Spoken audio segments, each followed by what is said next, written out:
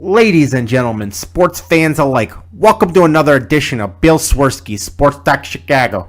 One of the couple, two, three best podcasts around. So sit back, grab yourself a cold one and a Polish sausage, park your keister in the French room, and listen to Bill Swerski, Sports Talk Chicago. In Chicago, you know that all sports rock. The Bears, Hawks, Bulls, Cubs, and Sox. Pick your favorite, you can choose. As long as the Packers lose. For everything you need to know, it's Bill Swerski, Sports Talk Chicago. Bill Swerski, Sports Talk Chicago.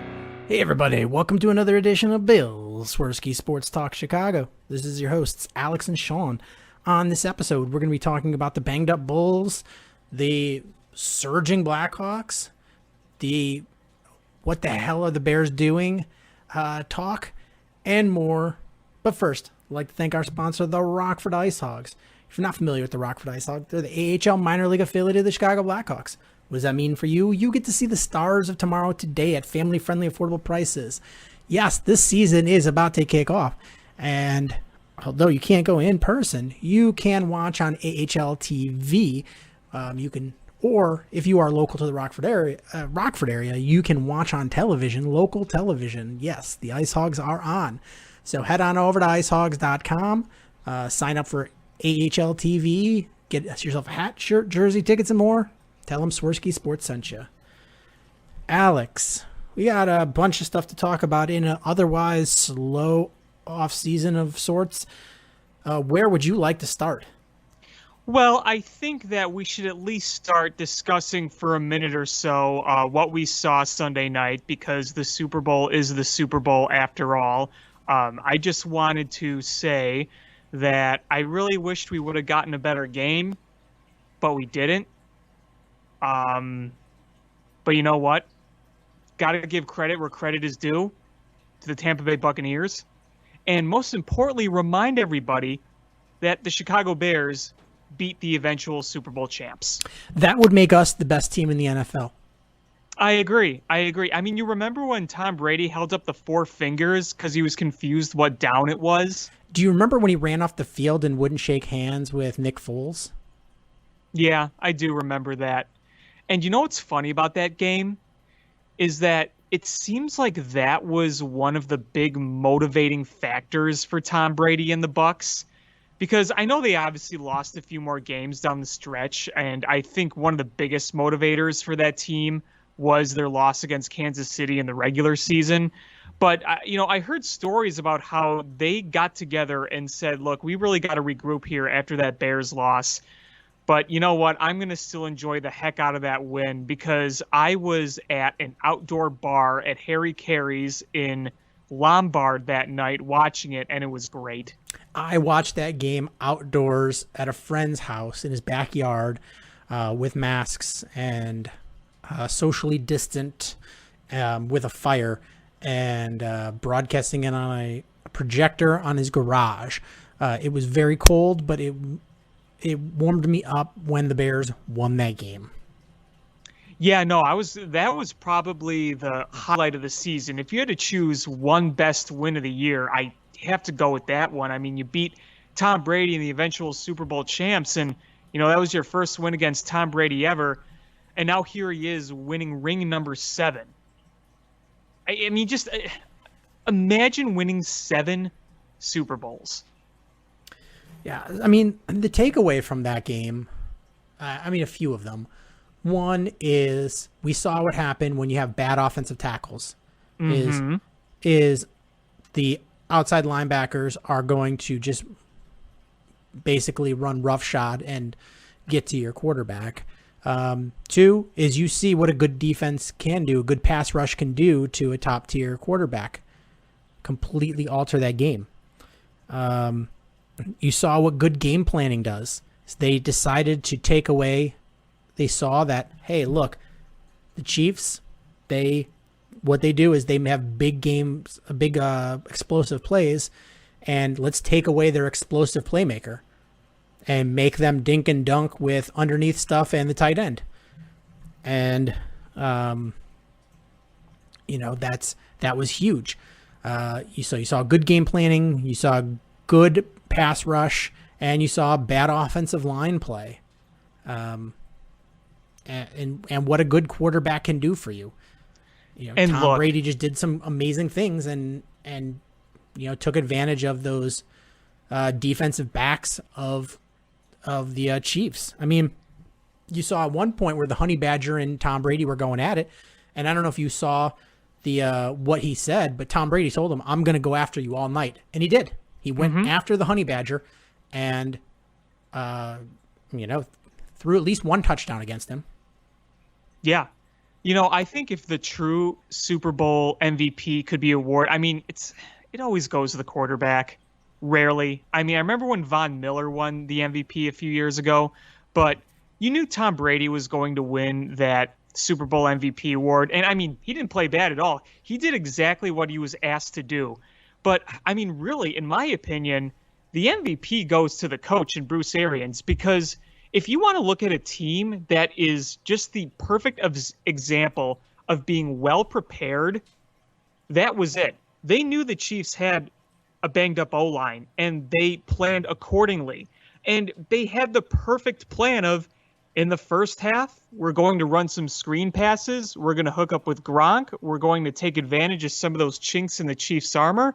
And then in the second half, you're just going to beat them in the trenches and pound out as much clock as you can while continuing to put pressure on Mahomes consistently.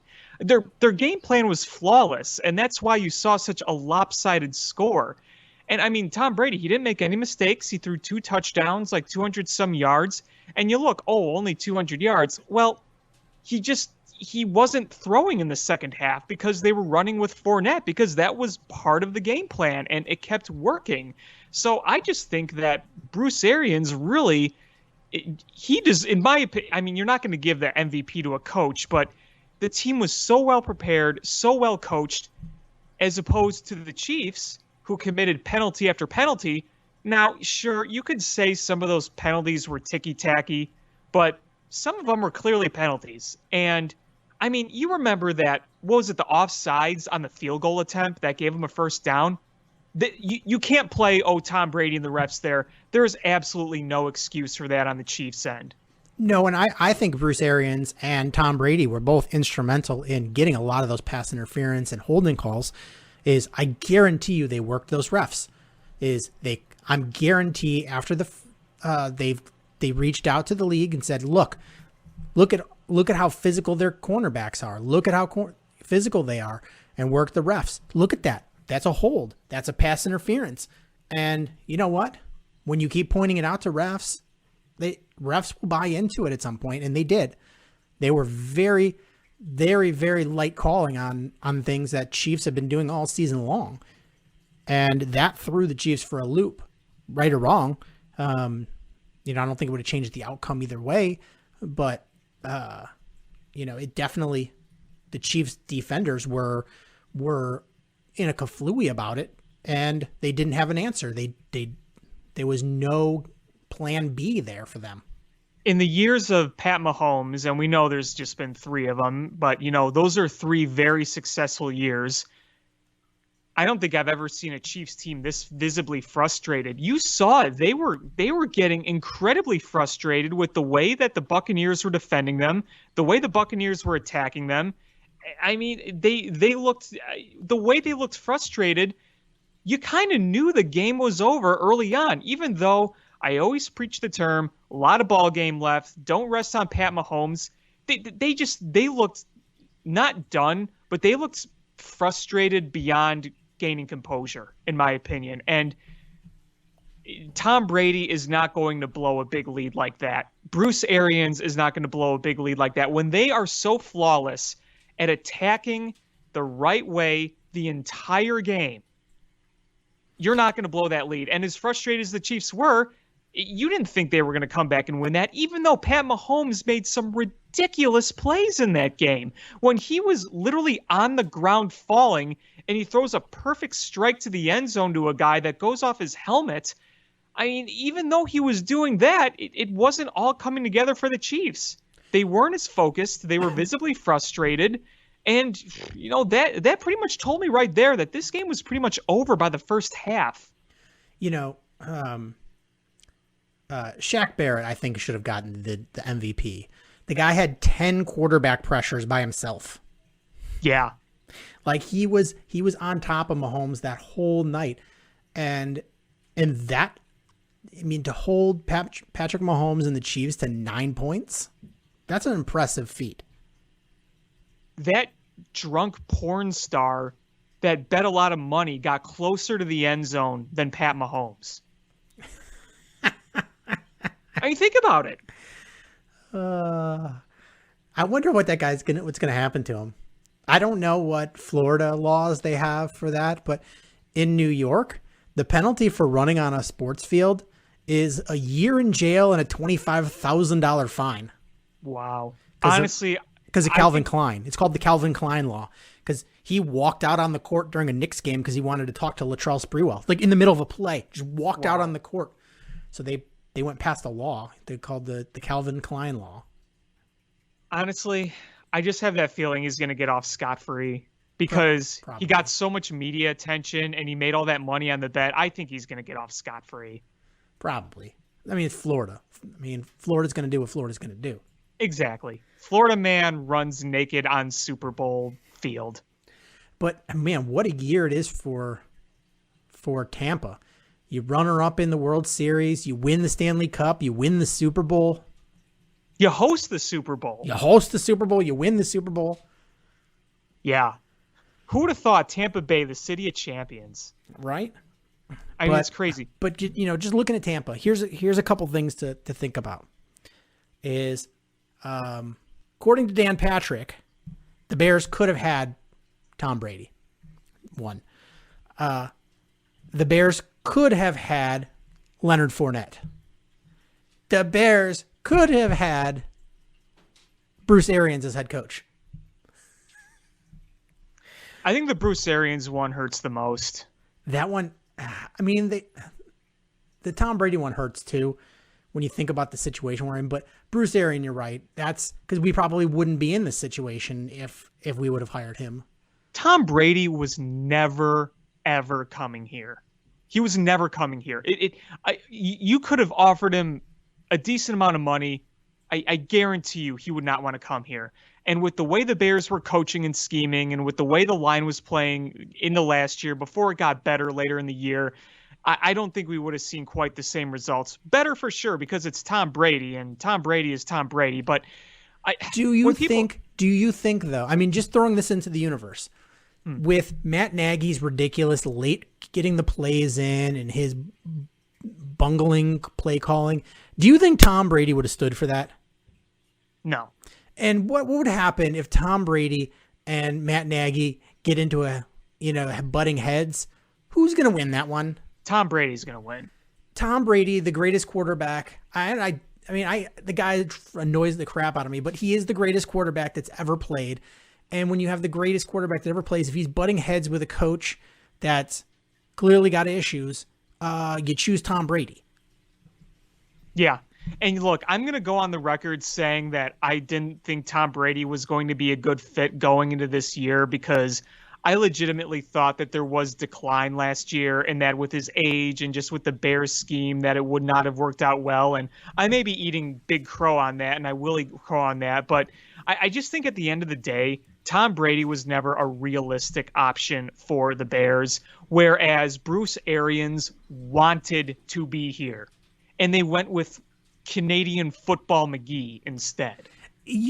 I mean, here's the thing is I honestly think you would have maybe not have been in an elite quarterback position because that's tough. But I think you would have been in a much better quarterback situation had you had Bruce Arians because he's going to have input and he's going to tell you, he probably gets the most out of Jay Cutler.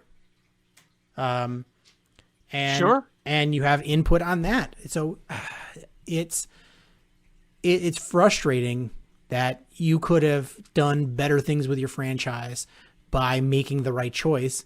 And this team is a bungling mess. Yeah. Yeah. I mean, that's true. And you know what the lesson I just learn every year is, every single year? I just got to stop doubting Tom Brady.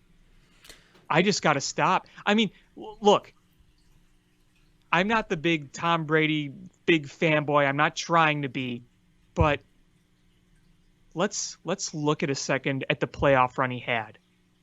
After beating the Washington football team, he beat Drew Brees, he beat Aaron Rodgers, and he beat Patrick Mahomes. It's a team effort, yes. The defense stepped up when it needed to, and the coaching stepped up when it needed to. They were always well prepared. But it's not like he's going out there throwing for like less than 200 yards and one pick, or like one touchdown versus 4 picks all those playoff games. Far from it.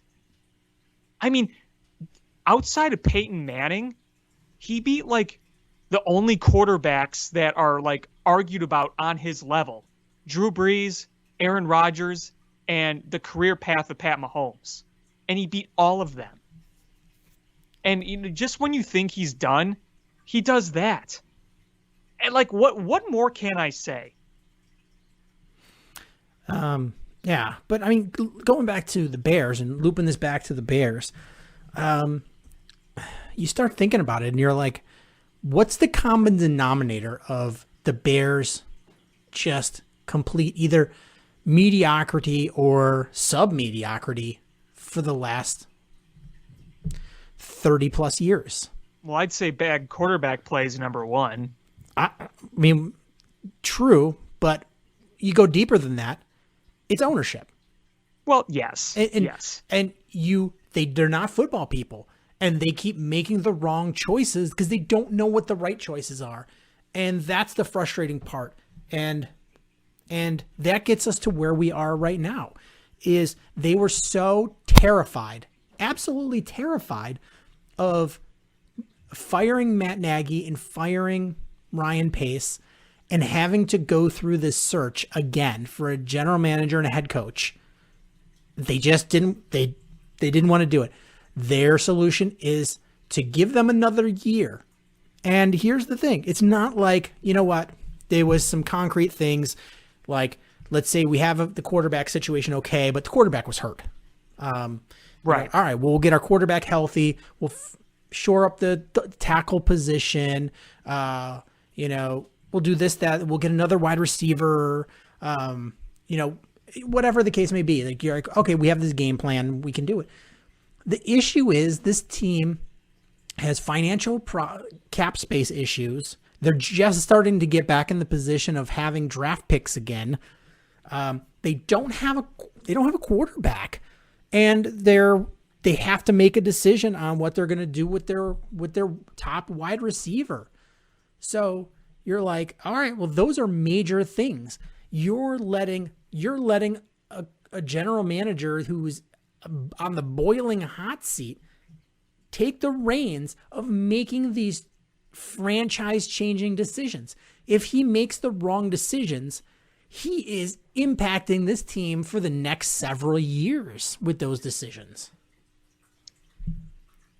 And here we are talking about all these rumors about one particular quarterback in Philadelphia. And we're just kind of waiting out to see what happens.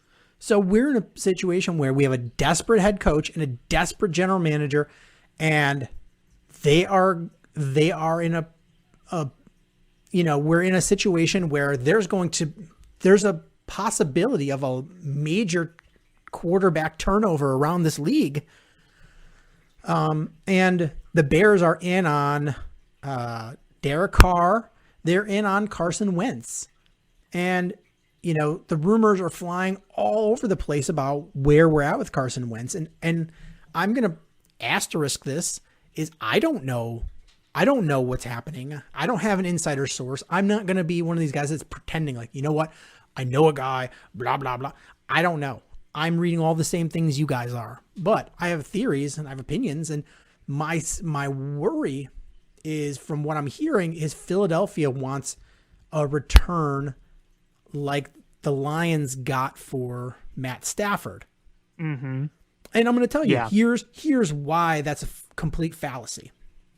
Number one is Matt Stafford is a better quarterback than Carson Wentz. Period. Over a longer period of time, better quarterback. You know, if you throw out just 2017, 2018 Carson Wentz, all right, you have an argument. But 2016 and 2020 Carson Wentz get averaged into that. Is Matt Stafford's a very good quarterback.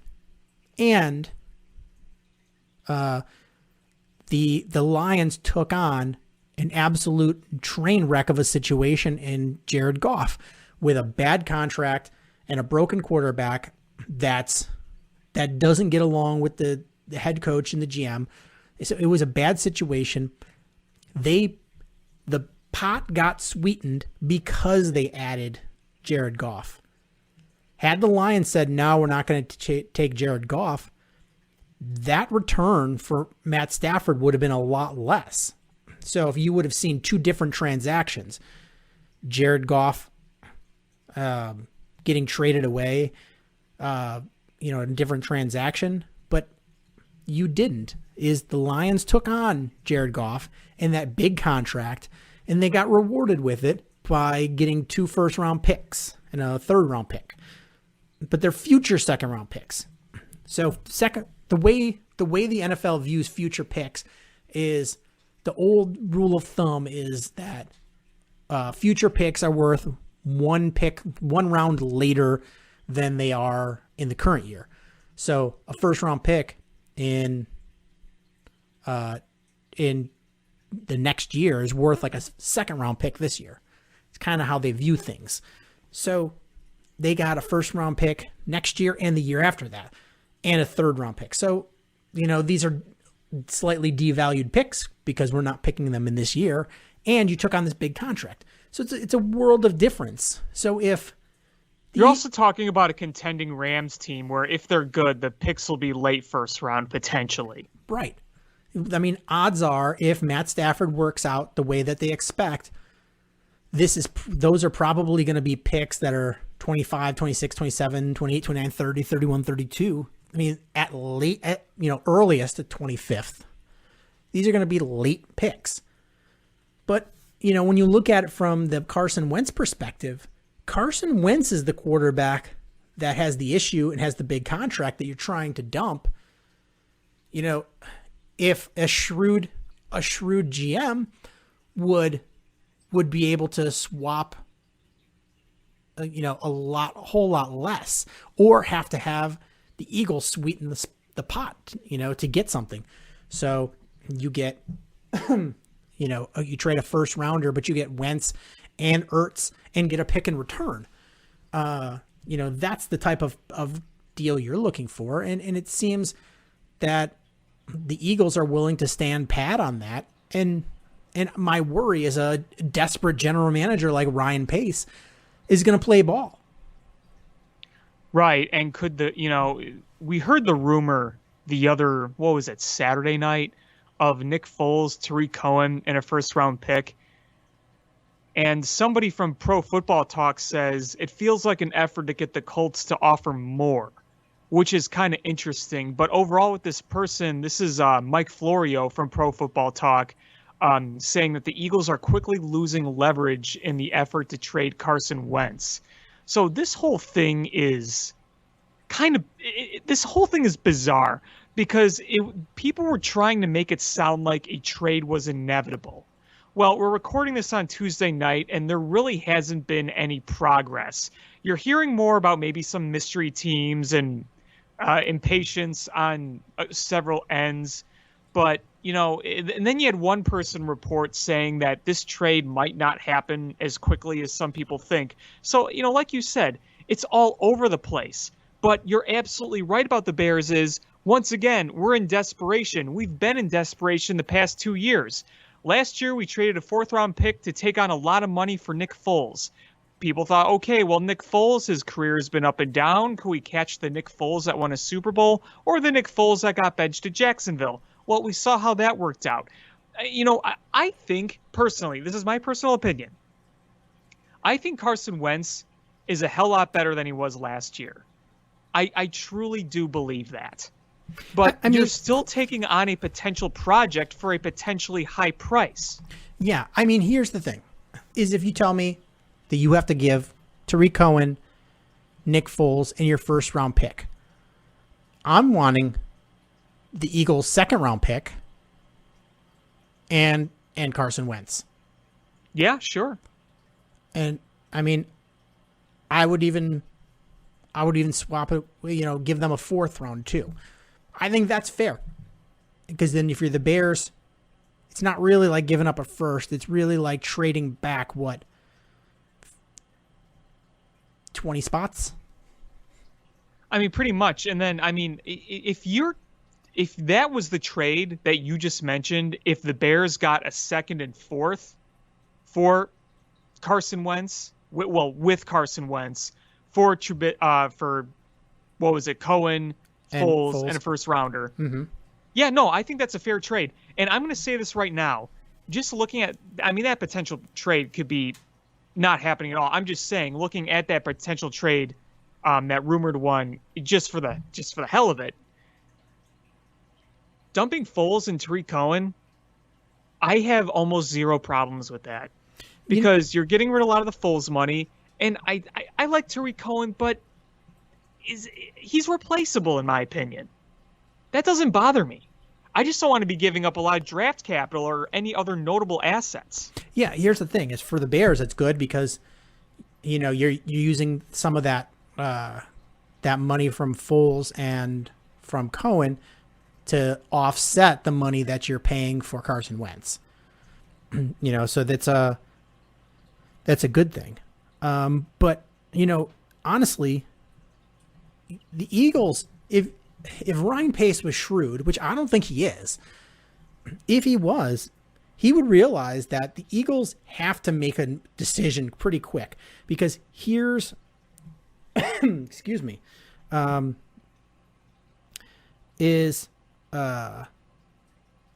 it stands right now, the Eagles are like, depending on what the final cap is, the Eagles are $50 to $60 million over the cap. Mm-hmm. Over. And from what I'm reading, is Carson Wentz in early March has it's like a $10 million roster bonus that he's due. So wow. If you're the Eagles, if you're going to deal him, you got to deal him soon. You got to make that decision. And if you're Ryan Pace, I think there's other deals to be had. The Derek Carr situation is still available in play, and as well as Marcus Mariota. I mean, I think if you fix Carson Wentz, he's obviously the best of those three, because if you get Carson Wentz back to what he was, he's a really good quarterback. I mean, his numbers in 2017, he threw for 3,300 yards, 33 touchdowns, 7 interceptions, with a quarterback rating of 102. 2018, he threw for 3,100 yards, 21 touchdowns, 7 interceptions, 102 quarterback rating.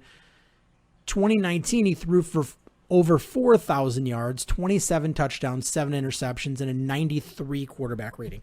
That's a good quarterback. And that is a point I wanted to make, because it's easy to remember Carson Wentz as just the guy who was good really early on in like 2016, 2017. But look, 2019, he had that really dang good season. He was the first Eagles quarterback, I think, ever in the history of their franchise to throw for over 4,000 yards. And you look at the touchdown interception numbers from 2017 to 2019. If you put them all together, I mean, it's pretty dang good. You have, 81 touchdowns versus 21 interceptions. So from 17 to 19, 81 touchdowns, 21 interceptions, and you have about 10,500 yards, 10,400 yards, but pretty much the same thing, and an overall rating of 98.3. Look, there's no doubt last year was terrible. It was terrible for Carson Wentz. And you hear conflicting things from the Eagles about whether he was willing to be a teammate, whether he was willing to play, yada, yada, yada. But, I do believe in change of sceneries. The problem is it's potentially the Bears.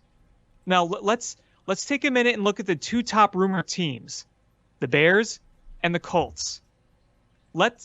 He goes to one of those teams. The thoughts on the future of Carson Wentz are incredibly different. If he goes to the Colts, it's seen as he can, reinvent his career with Frank Reich and the Colts. The team's got a good history of quarterbacks. And then if he goes to the Bears, people are thinking, that guy's a bum. It's going to be a death sentence. It's pretty different. Yeah, I mean, if you play the offense that you did at the end of the season, where it's ball control, you're running the football, and you're doing things like that. You're protecting the quarterback, and you have a quarterback that can actually hit throws that you need them to hit, and you don't feel confined by what they're doing. I think you can win. I mean, I'm not saying that you're a Super Bowl contender, but you can actually win games and make the playoffs and be a competitive team. Carson Wentz can make those throws. Mm-hmm. Mitch Trubisky can't. Right. He can't do it.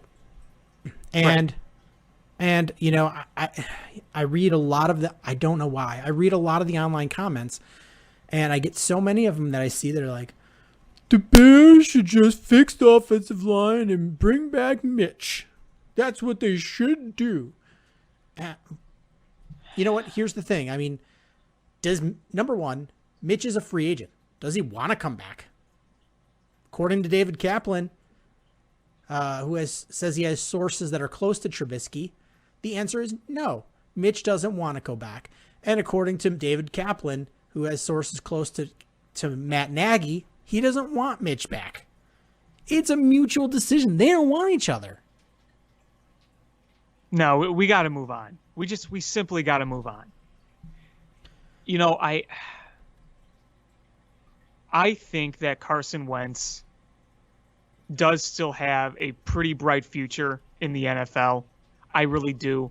And you know what? If we got Carson Wentz, I would feel better about it compared to other quarterbacks. I'd just be really worried to see what kind of Carson Wentz we'd get. Not necessarily because of him. I see this team screw up quarterbacks all the time. And until they prove me wrong, I'm not going to give them the benefit of the doubt on it. But I will say this.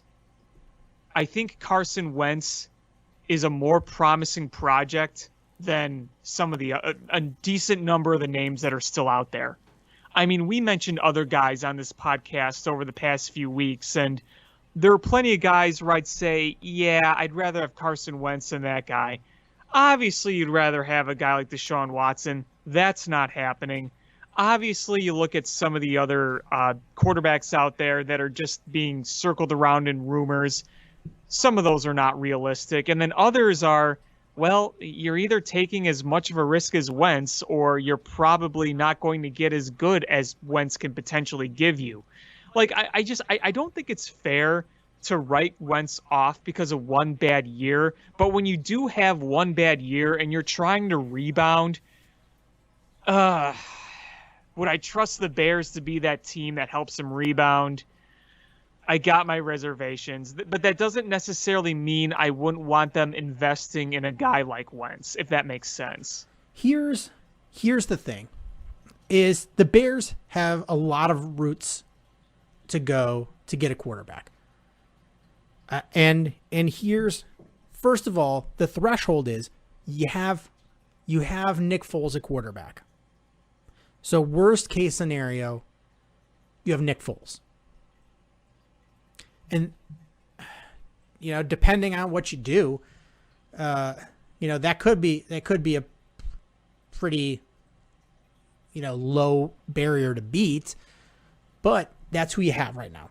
So whoever you bring in needs to be able to be equal or better than Nick Foles.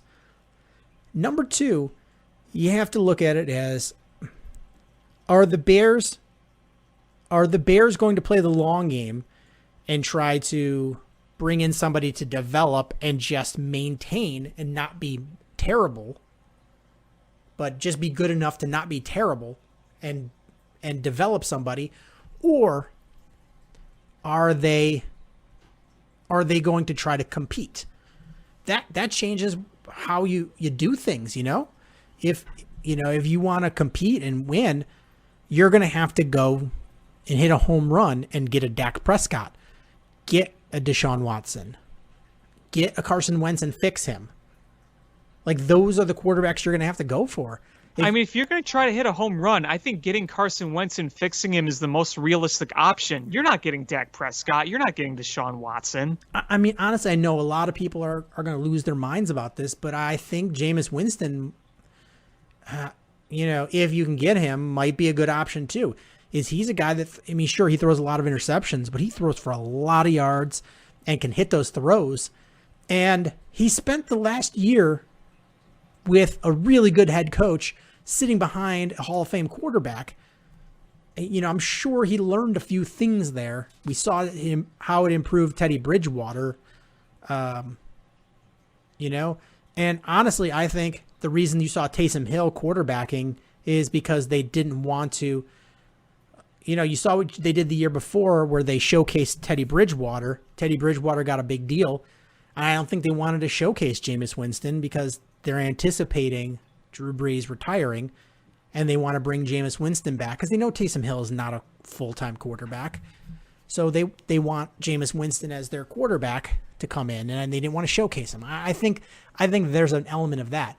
But I think he's a realistic possibility that's better than Nick Foles. Yeah, I think he's better than Nick Foles and some of the other free agent quarterbacks out there. But he's not going to bring you to a level where you're actually a competitive team.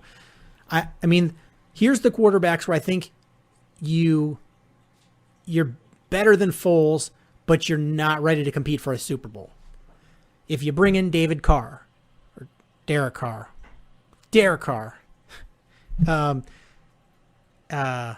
See, I'm old and remembering brothers. So if you bring in Carr, better than Foles, not elite. Jameis Winston, better than Foles, not elite. Ryan Fitzpatrick, probably better than Foles. Depending on the day. But not elite.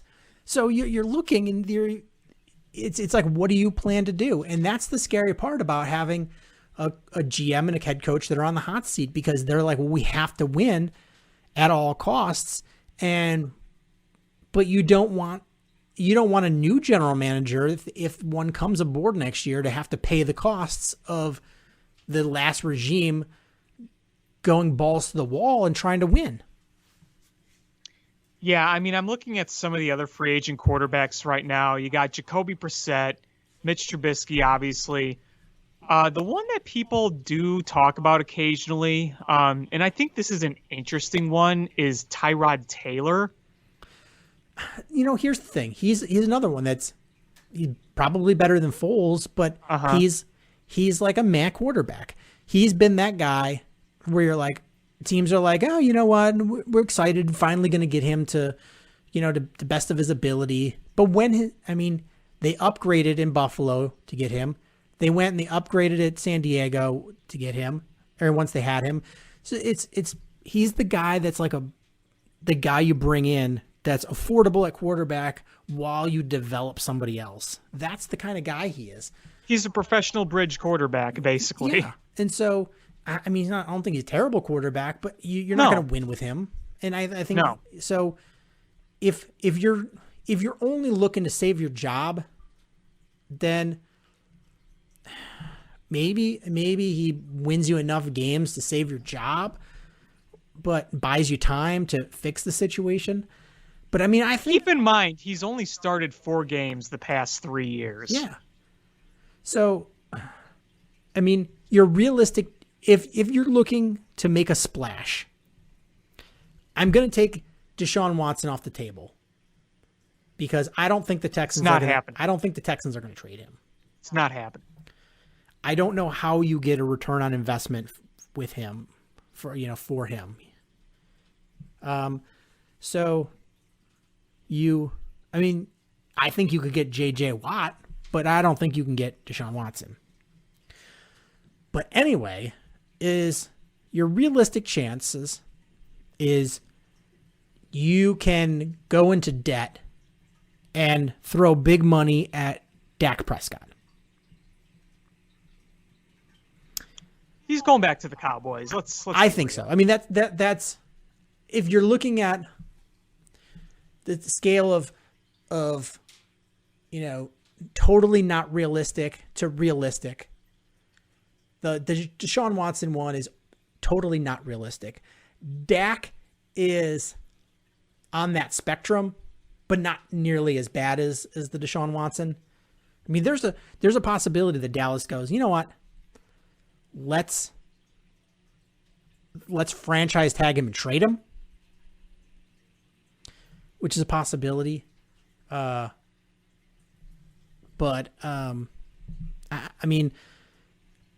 Dak is in some ways a possibility. But I mean, that's an option. That's definitely a better option than a lot of these other quarterbacks. Carr is an okay quarterback, but you saw with an offensive guru like John Gruden, Carr was decent but not great. Do you think you get better out of him? So I don't think that's that big of an upgrade.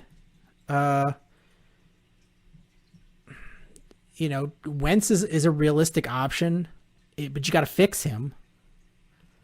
I mean, honestly, your best bet is to win just enough games to keep you in your job if you're Pace and Nagy, and then draft somebody. I mean, with Carson Wentz, while I think the option is realistic and could potentially pay off, part of me feels like Carson Wentz is a really nice car that's damaged, and you're asking a failed mechanic that can never fix everything right to fix it. Right. The one thing that's got going for you is John DeFilippo, Flip. He was the quarterback coach for Wentz in part of the good seasons. So 2016, 2017. So you hope he's got enough of a understanding of what he was doing right and where he's kind of gone off the rails. And that if you do bring him in, that you can figure out that situation and make it better. But honestly, I can't find a good scenario for the Bears that fixes your quarterback situation long term without drafting somebody at this point.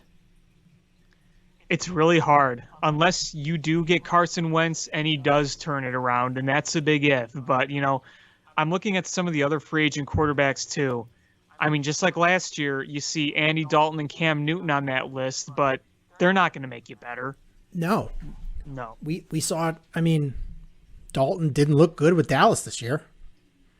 No, and I think Cam Newton is still a very good athlete. The guy can still run. He's still very agile, but his arm is just toast. I mean, I don't think he ever had that great of an arm. He never had that great of an arm, but it's declined from where it even was. I mean, you saw him in New England. It was not pretty. So that's not an option for you. Ryan Fitzpatrick is that guy where you're drafting somebody that he's probably a project, Tua, and sign him to take the reins, because he is a professional backup quarterback. Like, he is, when you want a guy that's a backup quarterback, that's the kind of guy you want, where he can go out there after sat for 9 straight games, and you're like, and then in the fourth quarter with, you need to win this, or you need to score a touchdown on this drive to win the game, and your quarterback gets hurt, your starter, and you bring in him. That guy's got the moxie where he'll just come out, I'm going to throw a touchdown. Just how it is. He is just exudes the confidence and believes in himself. And that's the attitude you want. And he's totally fine. I mean, he wants to start, but he'll go back and sit down and be a good teammate about it. Like, that's the kind of guy that you want. He'll do what you need to do. You ask him to do something, he won't fight you. He won't make a stink about it. He'll do what he's asked. And that's the kind of guy when you have a project quarterback. But he's not the guy you bring in to compete with Nick Foles as a starter. I got some great names on this free agent list for quarterbacks. Brett Hundley, Nick Nope. Mullins, Nope. Kyle Allen, Nope. Joe Webb, Nope. Tim Boyle, Nope. Blaine Gabbert, Nope. Geno Smith, our good friend Mike Glennon, Nope. Joe Flacco, Nope.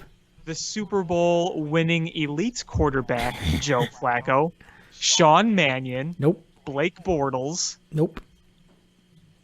What, none of those appeal to you? Not even a 1. Gee. You're so tough to please, man. I know. It's like you're just reading the list of old Bears quarterbacks. I get the same tingling feeling when you read that list as when, whenever they would be like, these are the starting quarterbacks the Bears have had during the time since the last time that Brett Favre missed a game. Yeah, And it's just- seriously. And it has to go really fast with the names across the screen because they don't have enough time to show them slowly. And you're just like, and you're getting whiplash going up and down trying to read it. Like, that's the same tingling feeling I get as you're reading that list. It's like, that is a bunch of crapola. Yeah. I mean, if you look at this free agent pool, in terms of 2020 salary, AAV, the top 5 paid quarterbacks were Tyrod Taylor, Ryan Fitzpatrick, Mitchell Trubisky, Jacoby Brissett, and Dak Prescott. I mean, you could probably pry away Jimmy Garoppolo if you want him. Yeah, can we leave that in 2017, please? Yeah, so like, I don't want. Here's my thing: is I've been railing on Twitter about the Carson Wentz thing, and listen, it has nothing to do with Carson Wentz. It's not shitting on Carson Wentz, and I didn't watch enough Eagles games this year to see what went wrong. But well, a lot did. Spoiler alert. yeah, I mean, part of it was that line was shit. Part of it was he has no wide receivers. Part of it is there's obviously beef with the head coach. Oh yeah, I think there's a lot we don't know about even behind those closed doors. Part of it, I think he just lost some confidence because there was issues where even when he had time, he was not getting the ball out fast enough, and so I just, there was a lot going on. But you go back and you watch that guy for 2017, 2018, 2019, and that guy was throwing laser beams. Everyone was like, oh my God, the Eagles, look at the Carson Wentz, and we're going to win a Super Bowl with Carson Wentz. And like, you feel like he's probably closer to the guy from a 4-year sample than he is to a 1-year sample, even though the 1-year sample is most recent. Maybe there's something physically wrong and he just needs to heal. I don't know. But you know what is Jalen Hurts wasn't that good either. He had one good game and then he looked like Buffalo Bill barf in a bag the rest of the time. And yet the Eagles, according to some of these reports, it sounds like they're very high on him. That's the thing. So I mean, if you can get Wentz, so my beef is not with Wentz. My beef is not even with this contract because you can get out of that,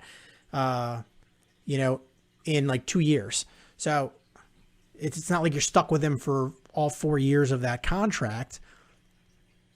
My beef is that Ryan Pace, I think, is an idiot and will give up way too much money to get Carson Wentz. Well, that's kind of my fear, too, is that we're going to overpay for a potential project. I mean, obviously you're not going to get him for free. You're going to have to give up something to get something. But no, I definitely agree. I think the fear of giving up too much for him is very legitimate. And there's a reason that we're afraid of it is because we've seen Ryan Pace be very free with draft picks in years past. I mean, look what they did with Mitchell Trubisky. They traded up one spot to get him. We traded draft picks for Nick Foles. We traded draft picks for Khalil Mack, which, ended up working out. But, we've seen Ryan Pace not shy away from trading draft picks. I mean, he traded, trade up for Anthony Miller. Mm-hmm. So he's been aggressive. That's the thing is, I don't mind aggressive to get a guy you want if you hit on the guy. That's the thing.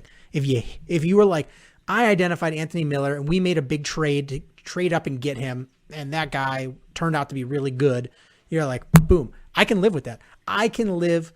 It's, we talked about it before. It's not the problem with the Bears having less draft picks is they don't have a high hit rate. If you're hitting on guys and you're trading picks to get them, but you're getting the same number of impact players, then it's fine. If you're getting 3 impact players every single draft, I don't care how many picks you get. If it takes you 10 picks to get it or 4 picks to get it, I don't care. As long as you're getting the 3 impact players.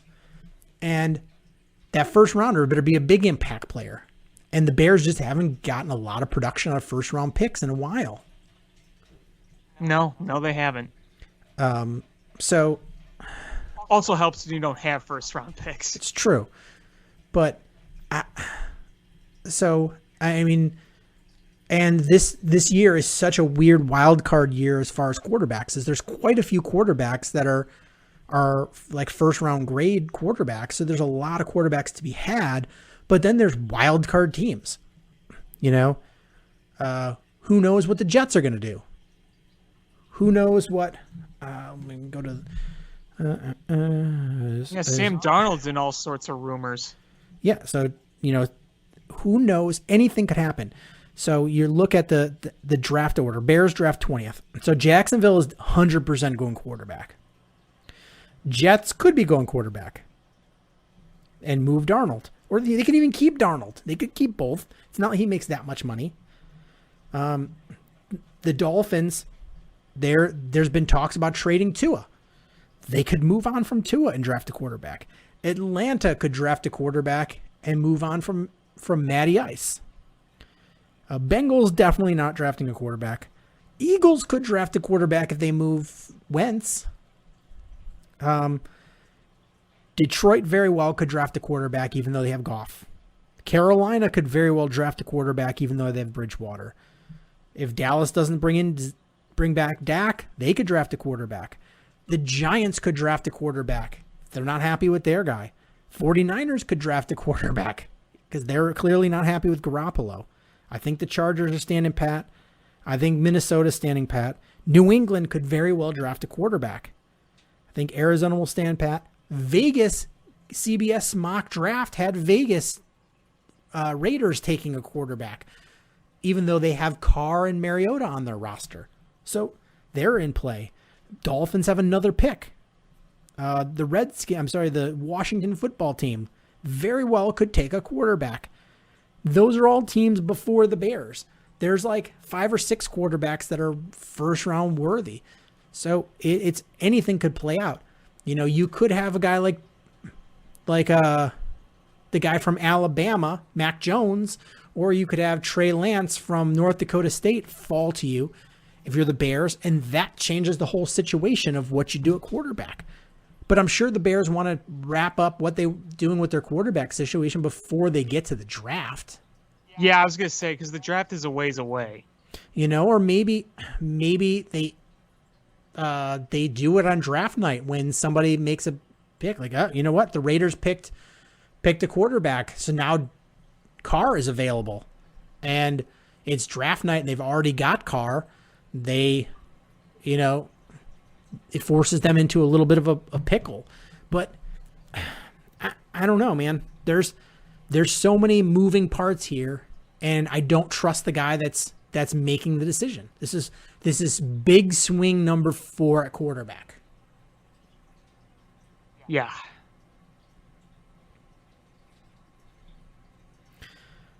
So frustrating. Indeed. All right. What should we move on to now? Well, the Hawks are playing right now. Might as well talk about them. Sure. I mean, they're playing surprisingly well. I mean, they're either winning or losing in overtime, so they're getting points. Yeah, so they've gotten points out of 10 of their last 11 games. Yeah, it would have been nice if they could have converted some of those OT losses into wins, but it's certainly been better than the god awful start that they got to. For a number of reasons. I think first of all, knock on wood, their goaltending in both Kevin Lankinen and, to his credit too, Malcolm Subban are playing much better. Lankinen is playing very well, and Subban hasn't. I mean, it's weird. Like, he doesn't look that good. Like, he looks late, and he gets some lucky breaks where pucks hitting the pipes rather than some rebounds. Yeah, but to his credit, the numbers look good, and he's making the saves. I think Lankinen looks a lot better. Yeah, he looks more polished. He's not giving up as many big rebounds, but Malcolm Subban, sure, he had some juicy rebounds in the last game against Dallas, but he made some big saves in that game. I mean, Dallas is a good team, and he held his own. So you can't. Yeah. If you're looking at him now as your backup goalie, you're like, okay, I can live with that. You're seeing the defense better. Connor Murphy looks really good. And Alex DeBrincat is looking more like his normal self. Yeah, we're getting a bounce back from DeBrincat. But Connor Murphy, he's not leading the Blackhawks in ice time, but that's just because he's not on the power play. If you take away the power play, Connor Murphy leads the Blackhawks in ice time. He's the leader in their 5-on-5 ice time, and he's the leader in their penalty kill ice time. He's becoming their best blue liner.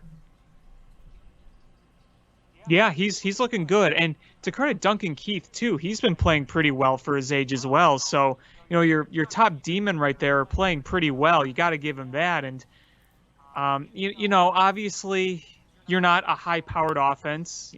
Missing Kirby Doc and Jonathan Toews is obviously going to take a toll on that. But you're seeing some guys like Pius Suter start to do some things, which is nice to see. Patrick Kane is Patrick Kane, and there's just not much else to say about that. I don't know how long this is going to last, honestly, but at least they've been watchable. Let's just say that. Yeah, I mean, I'm not predicting this team to go somewhere, but the fact that they've been able to hold their own, especially even against good teams in a tough division. 3 or 4 points from Carolina. Yeah, they're in a tough division, and they're playing good hockey. And now you get Bachfist back after being out for a while with COVID protocol, and you've gotten good play from the young defenseman. So, I mean, I don't have the game on now, but I'd be shocked if you don't see them go to 7 defensemen that they're playing to make sure they're getting people ice time. Mm-hmm. Yeah. And you're looking at this and you're like, they have been without two of their 3 best offensive players. Yeah, and I don't know if you saw, but Stan Bowman said today that he has nothing to share on Jonathan Toews. Yeah, this is a complete mystery. I mean, this is as big of a mystery as when Corey Crawford was just gone.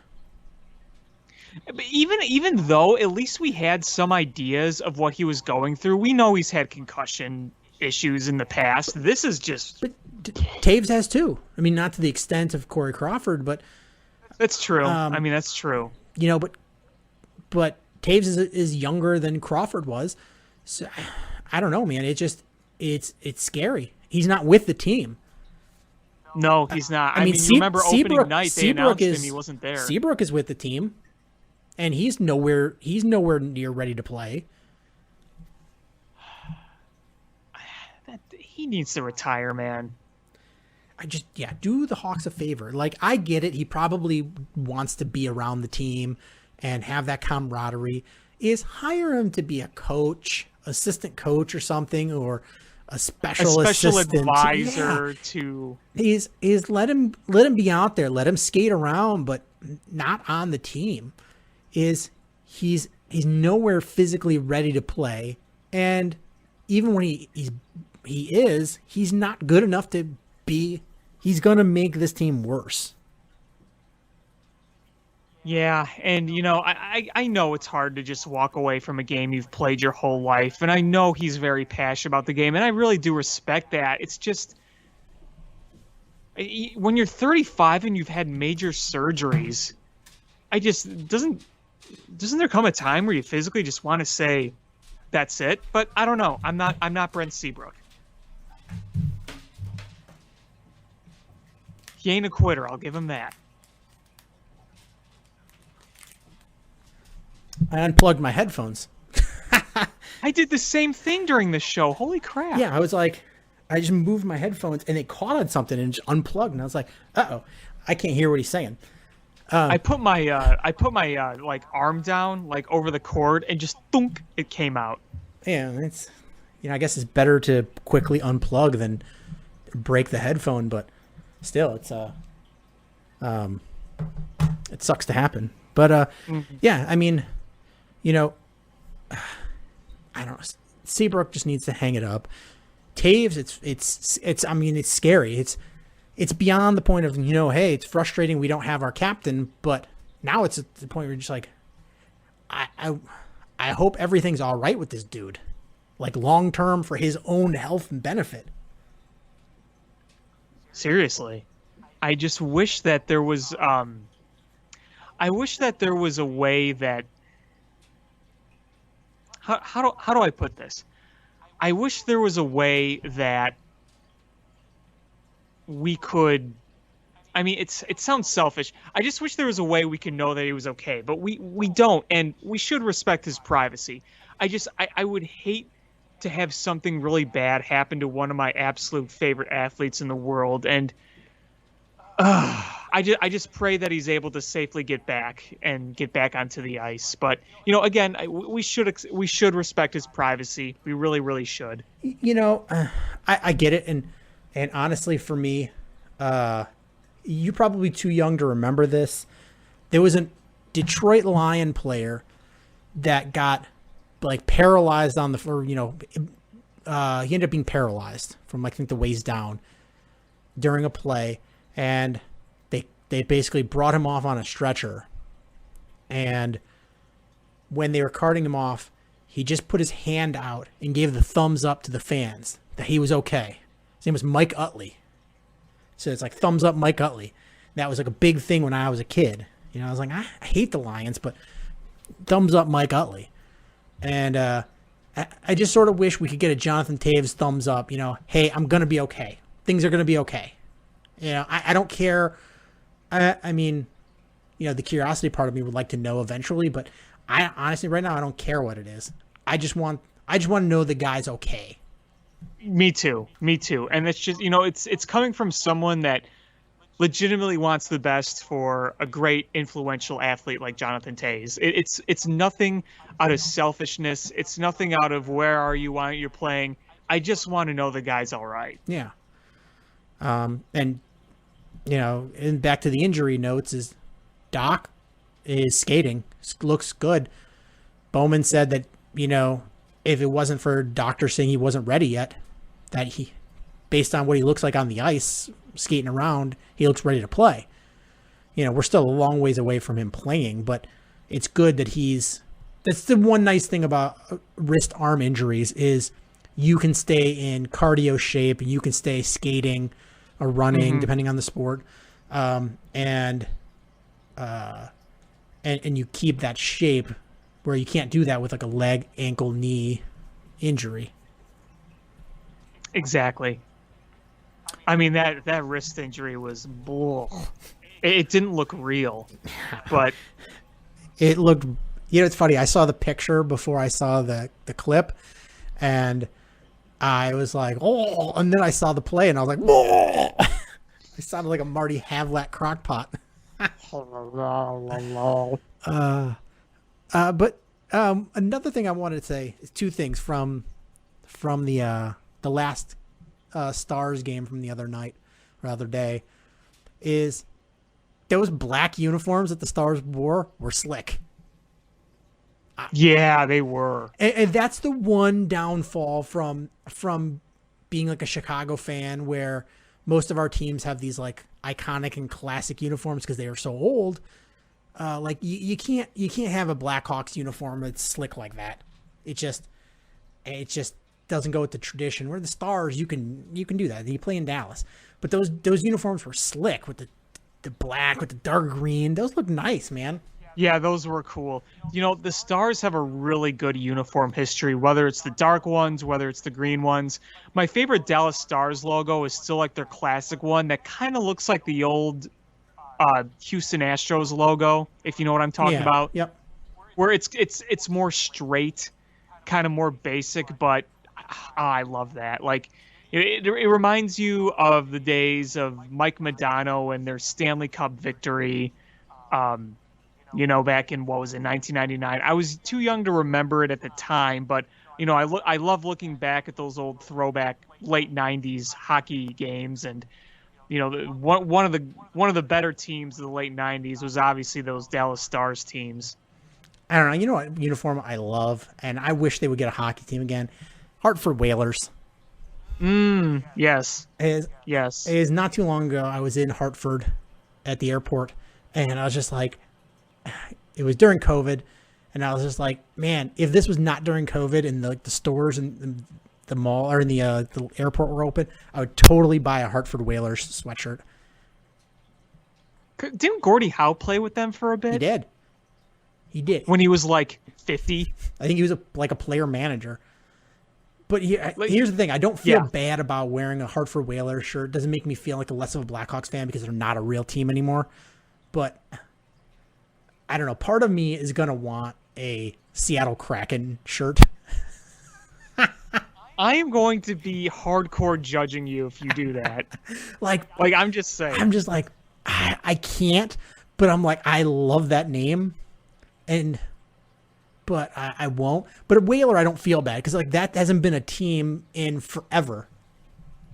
Plus, if you wear like Quebec Nordiques or you wear Hartford Whalers, that means you're a true hockey fan. Yeah, it's like, baseball, you wear a Montreal Expos stuff. Like, that's like a neutral. Like, it's a neutral. You're just like, it's like wearing an original six thing for hockey. You're like, all right, I can wear this Red Wings logo on things because it's the original six. Like, you're a hockey fan.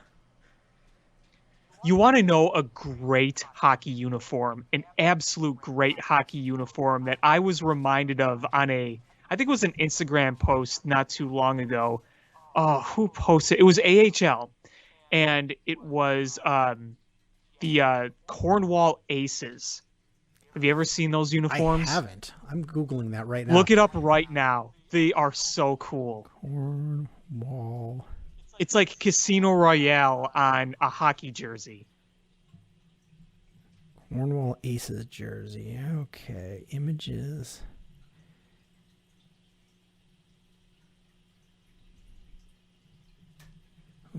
Oh, with the cards? Mm-hmm. That is pretty cool. Isn't that neat? And, I'll tell you one thing. One of my favorite things to do is looking back at some of those old AHL teams that no longer exist, that aren't even that long gone, that just existed a few years ago, because the AHL is a constant evolving league. You only have kind of your core 10 teams that stay in the same place for so long. You got your Wolves, you got your Ice Hogs, you got your Providence Bruins, you got your Toronto Marlies, you got your Hershey Bears, Albany Devils, Philadelphia Phantoms, who I think are now the Lehigh Valley. They're still the Phantoms, but they're The not Lehigh Valley. Yep. Phantoms. Yeah. Yeah, and then you have the Wilkes-Barre Scranton Penguins, and then you have a bunch of others that have just constantly moved around. You remember the Houston Aeros? They were around for a long time. Yep. And I think they either moved or disbanded not too long ago. The Oklahoma City Barons, the Abbotsford Heat. I think it was it the Cleveland River Rats? So, there was a River Rats. No, I can't remember Cleveland what city was it was Monsters or Sea Monsters or something. Well, now they're the Cleveland Monsters. They were the Lake Erie Monsters. Yeah. And now they're the Cleveland Monsters. Yeah, I love minor league uniforms. Like my goal is to like take a road trip and go to minor league baseball, minor league hockey games.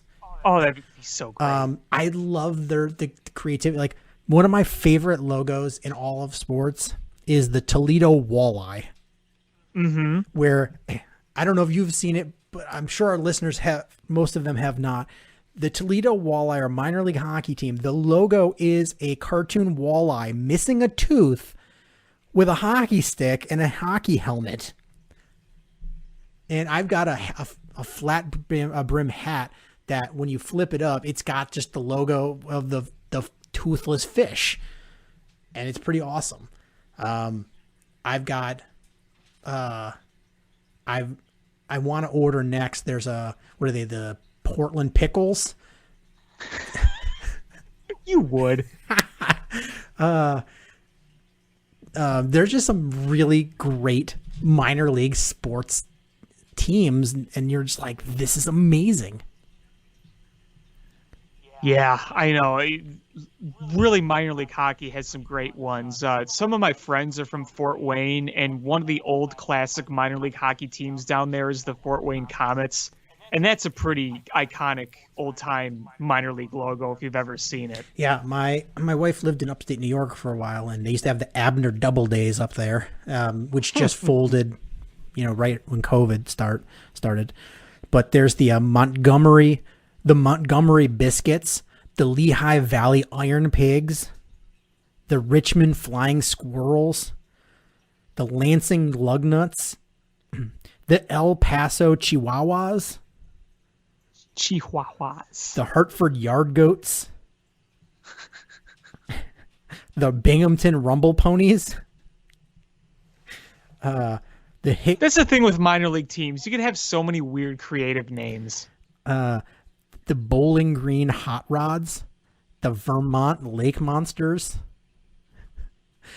There's the Joliet or the Jailbirds. Is that what they are? Mm-hmm. Let's see. The Clinton Lumber Kings, the Savannah Sandgnats. Like, there's some great teams.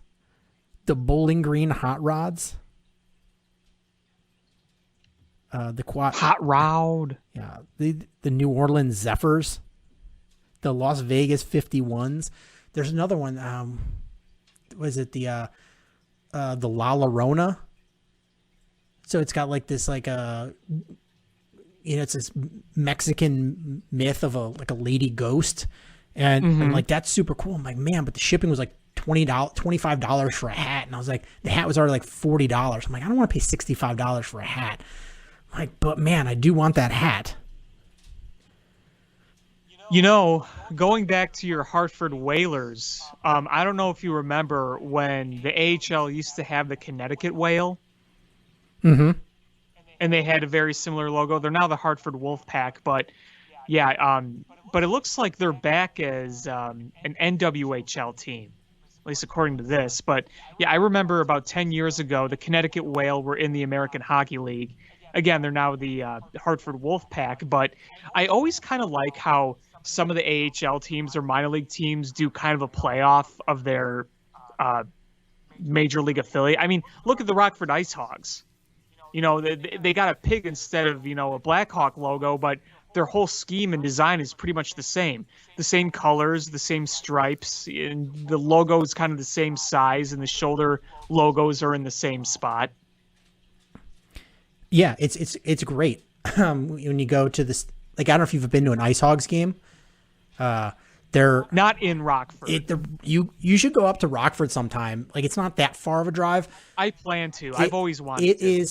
It is the epitome of what you think an AHL stadium should be. It's like when you go to like the Wolves, like, that stadium's way too big. It's huge. And you feel like, all right, right in the concourse, it's busy. But if you go, like, upstairs, you're just like, geez, man, it's like, it's empty. There's nobody up there. It's just like a ghost town. Like, they don't even open up any of the concessions. There's nobody up there. You can have a whole entire section to yourself. But you go to the Ice Hogs, it's sold out. And everywhere you go, there's people. Like, the energy is always there. Even when you're in the shitty cheap seats, like, you're right on top of the action. And the tickets are a lot less expensive than the Wolves. I remember, my wife, she had like an emergency and couldn't go. So we had tickets, and we were going to sit, like, next to the penalty box. And the tickets were like $25 a piece. And you were like, that's pretty nice. And you're like, I don't know if we were right behind the penalty box or we were next to it, but, like, we were touching the penalty box. And I brought a friend, and parking in a parking garage was like $5. And like, it's so neat. And they do all of these crazy uniforms. So I was looking at pictures the other day when I had my daughter there. She was probably, like, I don't know, 3. And they had the silent auction for jerseys. And they were wearing jerseys for breast cancer awareness. So they were neon pink jerseys they were wearing.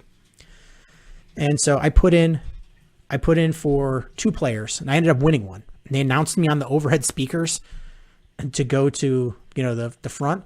So I'm like, okay, Big puking meatball in the stands. You won the jersey. Big puking meatball. So I go up there, and I'm like, oh, what do you mail it to us? And they're like, no, you go down to the locker room, and they take it off, and they hand it to you. And I'm like, that's awesome.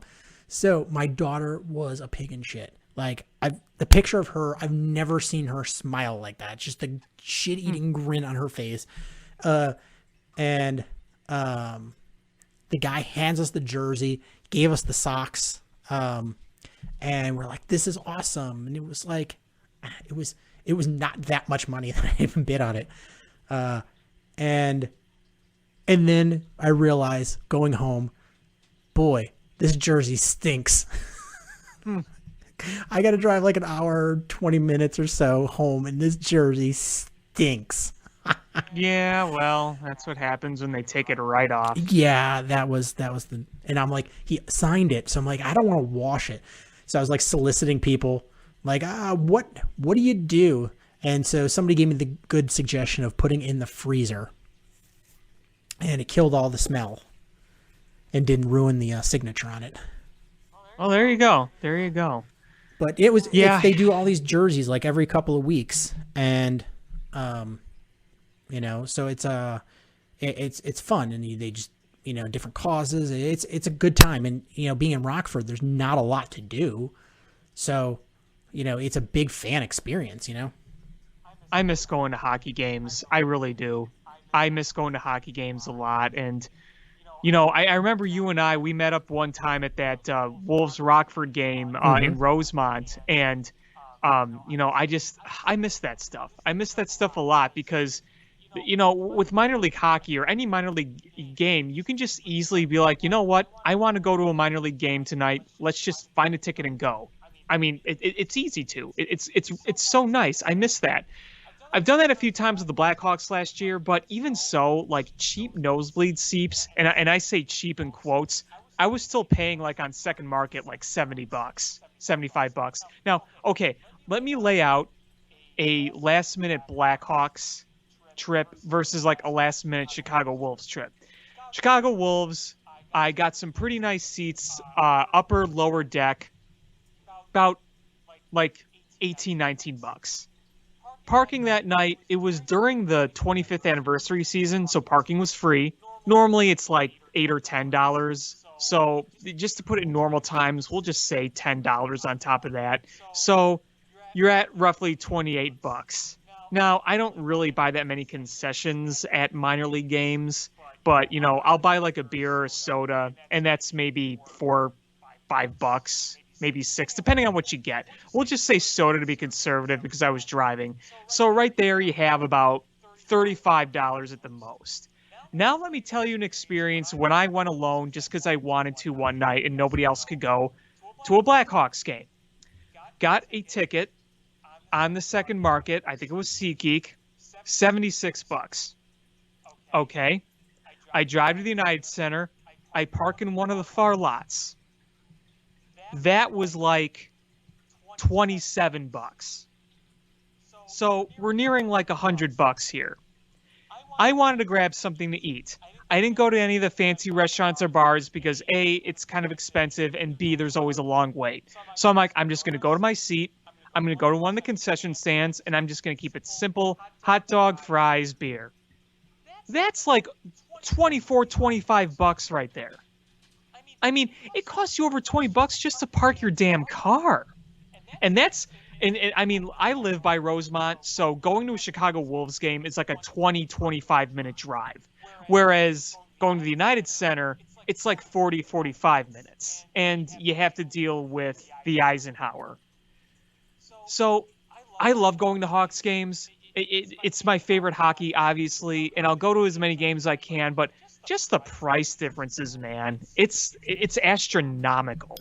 Yeah, it's like my wife and daughter are like, why don't you take us to Blackhawks games, pre-COVID? I'm like, cause like, you guys don't care about the Blackhawks, per se. Like my daughter likes being in the social aspect. She likes watching the hockey, but like, she's fine leaving after the first or second period, She's like, she wants to get something from the gift shop and, and cheer and sing the songs and see the sights and stuff. But you're like, it's really expensive to take 3 people to a game.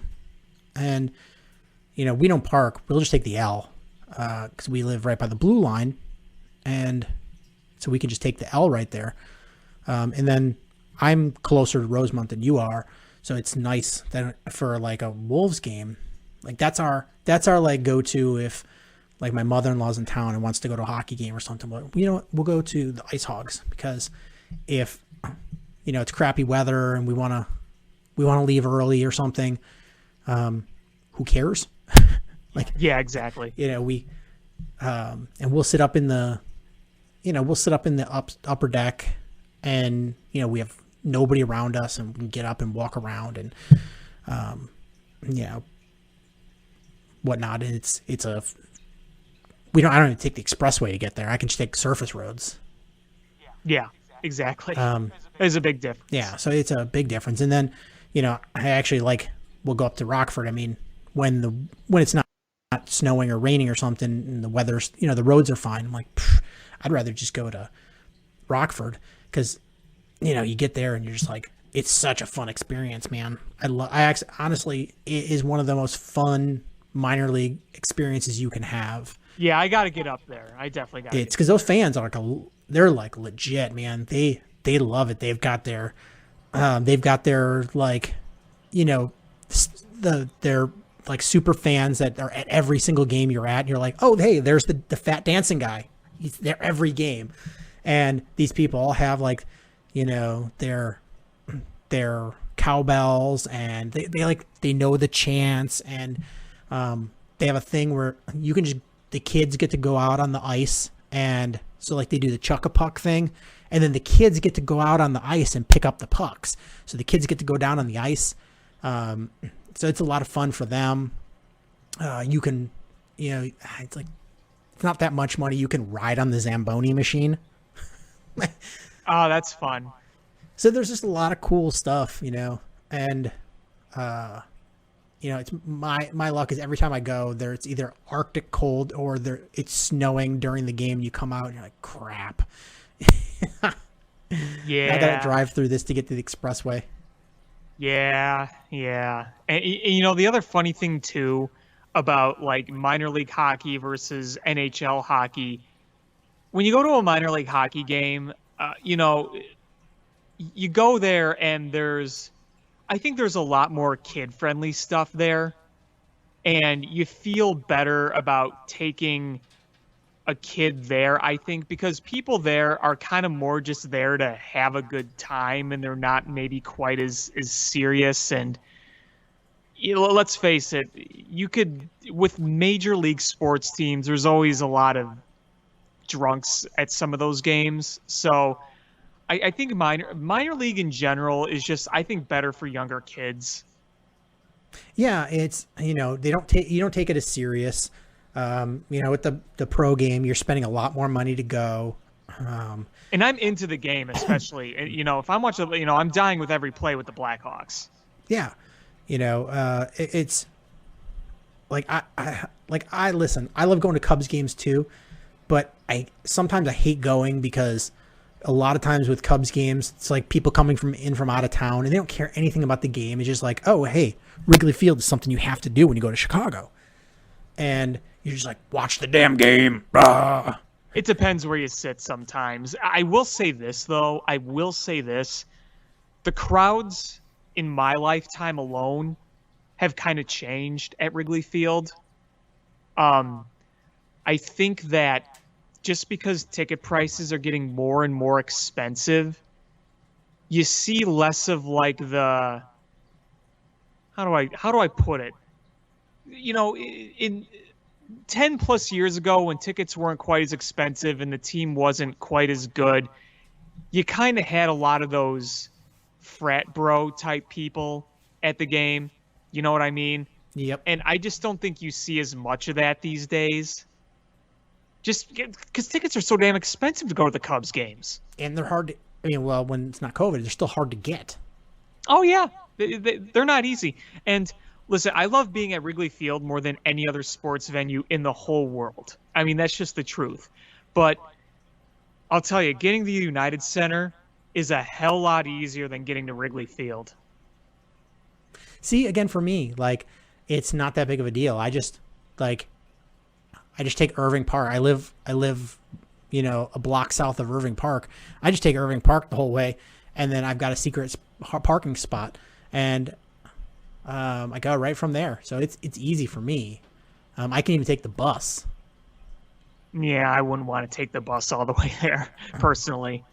Yeah, I mean, for me, it's not that bad. It's just going home sucks because everybody's getting on the damn bus to go to the L or whatever, and you're just like, oh my god. I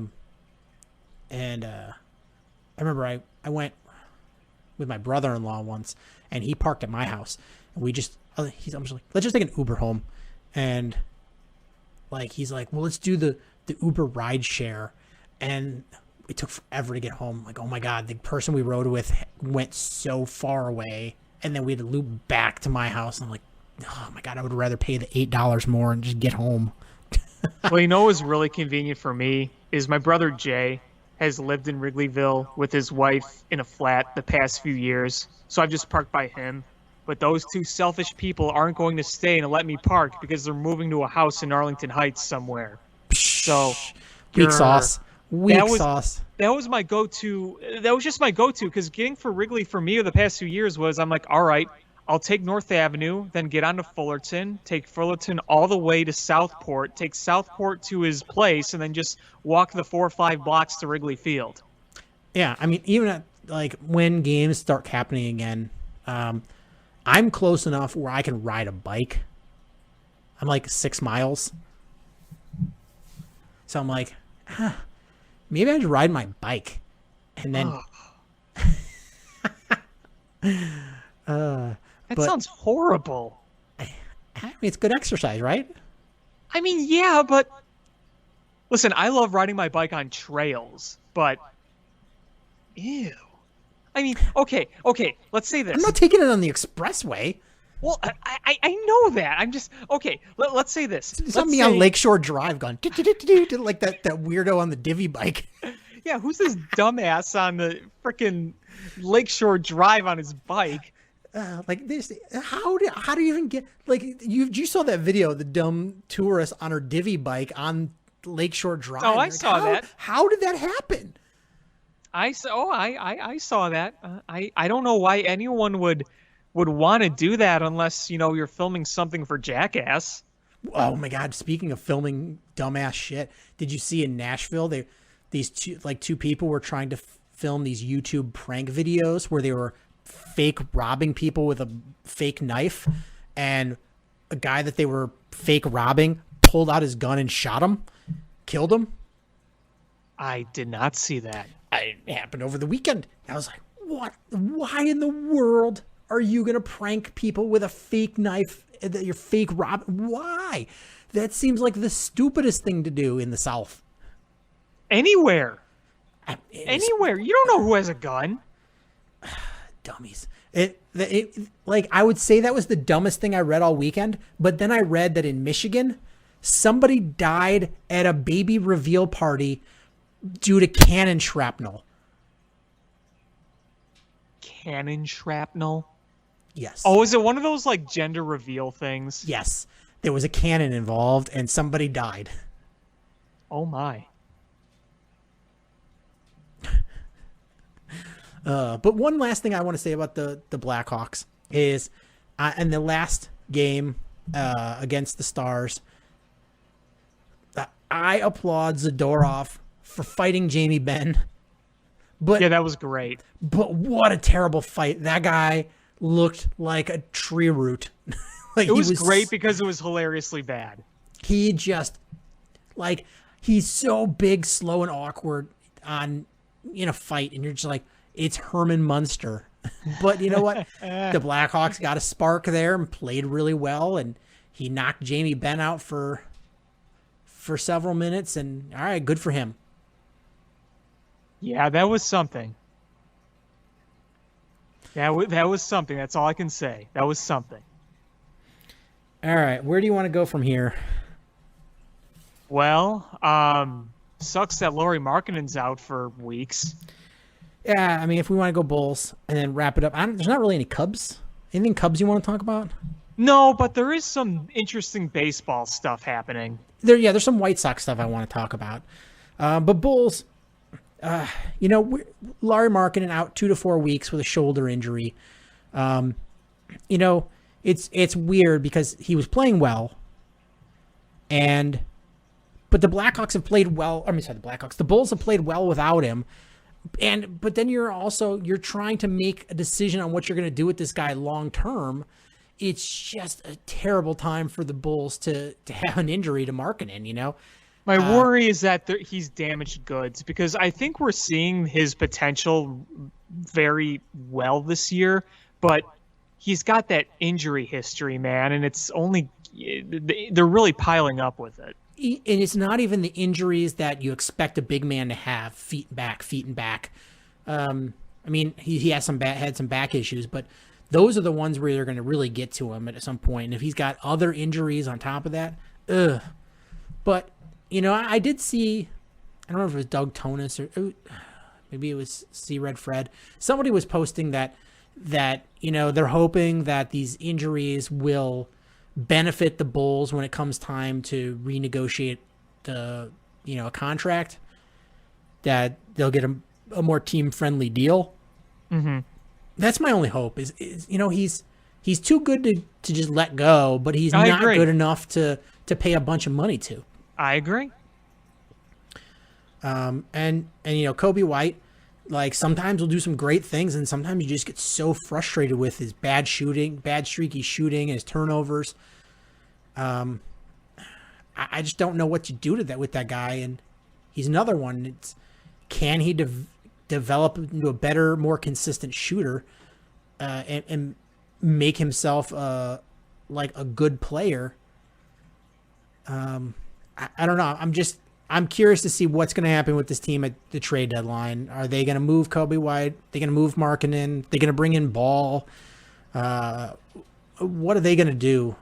And I'm really curious, because this team is underachieving. We saw them lose to a terrible Wizards team the other night. I didn't watch any of that game, but Yeah, it wasn't I heard good. it was bad. Garrett Temple was a guy that we were like, oh, he's playing great, but he's really come back down to earth. In his last 8 games, he's shooting under 24% from the field and under 16% from the 3. Mm-hmm. Your front court has been ravaged with injury with Wendell Carter Jr. out, Larry Markkinen out, Otto Porter Jr. out, Hutchinson out. You're decimated with injuries. It's tough, man. The Bulls are in a tough spot here and just not playing well. No, it is a tough spot, but you just hope Lauri Markkinen can heal up as efficiently as possible. Yeah, so the one shining brightness is Zach LaVine looks good, and Yes, he does. I'm hoping he makes the All-Star team. I hope so too. I mean, I watched him against Orlando the other night, and he had 39 points. He was draining him. And I don't know if you're watching the Hawks game, but yeah, they just scored 2-0. I feel bad, man. Lankinen is just getting pelted with good shots, and he is. I mean, what are you supposed to do? I mean, that one breakaway, he stopped that one, but this is just there's just a wide open guy standing in front of the net. Yep. Hard to stop all of them when you're getting peppered like that. Yeah, this is where you see that the Dallas Stars are a better team. Absolutely. I mean, honestly, if you can take at least one against the Dallas Stars, And you did. Yeah, you take it. Yeah, so there's a let me find what I did with it. Here we go. So my buddy Gary was texting me. Was it this morning or was it yesterday? He sent me an article from a blog, Sox in the Basement, about the White Sox and their off season. Mm-hmm. And I was reading through it and I was like, holy cow, man. How did I not even think about this before? But, we all look, the White Sox are spending money. You're like, okay, look at that. The White Sox are spending money. They're bringing in guys. Are they going to look towards bringing in another guy to really solidify the right field position and our DH, maybe get another starter? You're like, all right, there's some good things here. But deep dive, and you start, really looking at what the White Sox spent, and essentially they spent the same amount of money almost that they shed during the off season. So let me go through this here. Where's the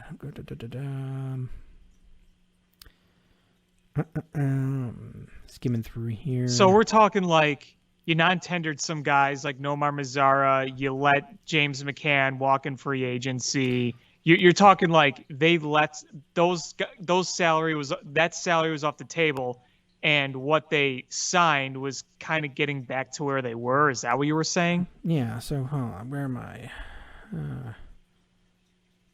Well, while you try to find that, do you have it? Yeah, you go ahead. I think I was, while we were talking, I was accidentally hitting. Well, I don't know links. if you were gonna touch on this point or not today, but I saw that it was Pacoda Tuesday today, and Pacoda Tuesday always causes chaos among baseball fandoms. So I don't know if you saw any of the Pacoda projections for either team. I haven't, but man, I hate Pacoda projections. Yeah, well. So what are the projections? Well, the Cubs are projected at 85, and the White Sox are projected third at 83, which seems pretty low to me. That does seem low. But, again, I don't put too much stock in it. I don't. I don't know. I hate those projections. People get so worked up about them. I hate them, but that's why you play the games. Right. No projection is perfect. There's never going to be a perfect projection.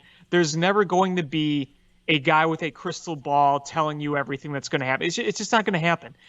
I mean, you can analyze the way you incorporate stats and factors a million times.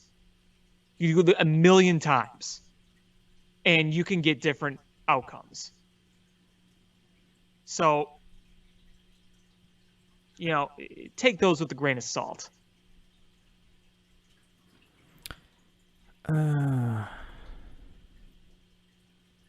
Still trying to find it. No, here it is. Okay. Here's that. So they added another. Okay.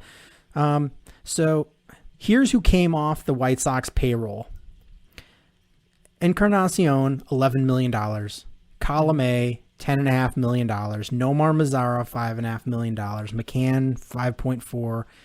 Gio Gonzalez, 4.5. Dyson, 2.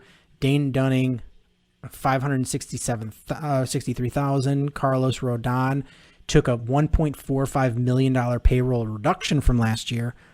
And you had $5.8 million in retained salaries for guys like Steve Cishek, Yonder Alonso. So all told, $46.826 million came off the books per Spot Track. So that means that the White Sox should have $46.826 million to add to this year's team. So you add up what they did spend. $5 million more for Jose Abreu. Tim Anderson up $3.25 million due to raises. Yohan Moncada, $5 million more. Eloy, $2 million more. Luis Robert, $2 million more. Giolito, $3.5 million more. Reynaldo up 1.5. Engel is up $500,000. Bummer is up $1 million. And a few others are up there. Total of $23.75 million in raises have been issued to players carrying over from last season. So far, they added $8 million for Lance Lynn, $7 million for Adam Eaton, $11 million for Liam Hendricks. That's $26 million. So $29.5 million if you include minor league deals like Nick Williams and Tim Beckham. So essentially, they are the exact same budget as they were last year, other than Carlos Rodon's salary, his new salary. This is essentially the only difference from where they were last year. So basically, this team went with, we're spending money, but really they just evened out what they shed in salary from the year before. And you're just like, holy cow, man. That was like a magic trick where they made you think that they were jumping their salary and they were going to compete by these additions. But they just reallocated money that they shed already. And that's why we're not seeing, them adding in and bringing in another true starter to help bolster them or a legitimate, MLB ready DH. That's why you're seeing garbage players, being brought in to fill these rotations. Like Jonathan Lucroy, probably going to be your backup catcher for the White Sox. I would think so. I mean, who else is there? Jonathan Lucroy is like 200 years old. Let's see. How has Jonathan Lucroy fared? I mean, remember when he was a Cub for a very brief time in 2019? He had a cup of coffee. Let's see. What did Jonathan Lucroy... Remember, Jonathan Lucroy was once one of the best catchers in baseball, but that was a few years ago. Babe Ruth used to be one of the best players in baseball, too, but, now he's not going to do much for you. He's dead, but... Okay, so Jonathan Lucroy last year played one game in the majors with the Boston Red Sox. He is... 39? 34. Ooh, he's an old 34. The year before that, in 2019, with the Angels and the Cubs, he He hit 232, 305, 355, 8 home runs. So pretty standard backup catcher numbers. He was last an All-Star in 2016 with Milwaukee, and then he got traded to Texas, and then since then he's kind of bounced around. So, I mean, the guy's got an overall good resume. I just don't know what he has left in him.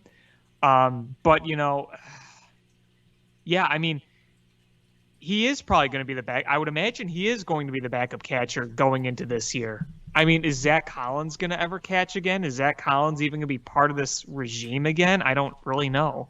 Yeah, I mean, so Andrew Vaughn's going to be your DH, I'm sure. I mean, right off the bat? I would imagine. Hasn't he only played in like A-ball? I don't know. I have to pull up the numbers, but that's what it's pointing to. So it's, it's basically they're a net neutral team. Here, I'm looking up Andrew Vaughn right now.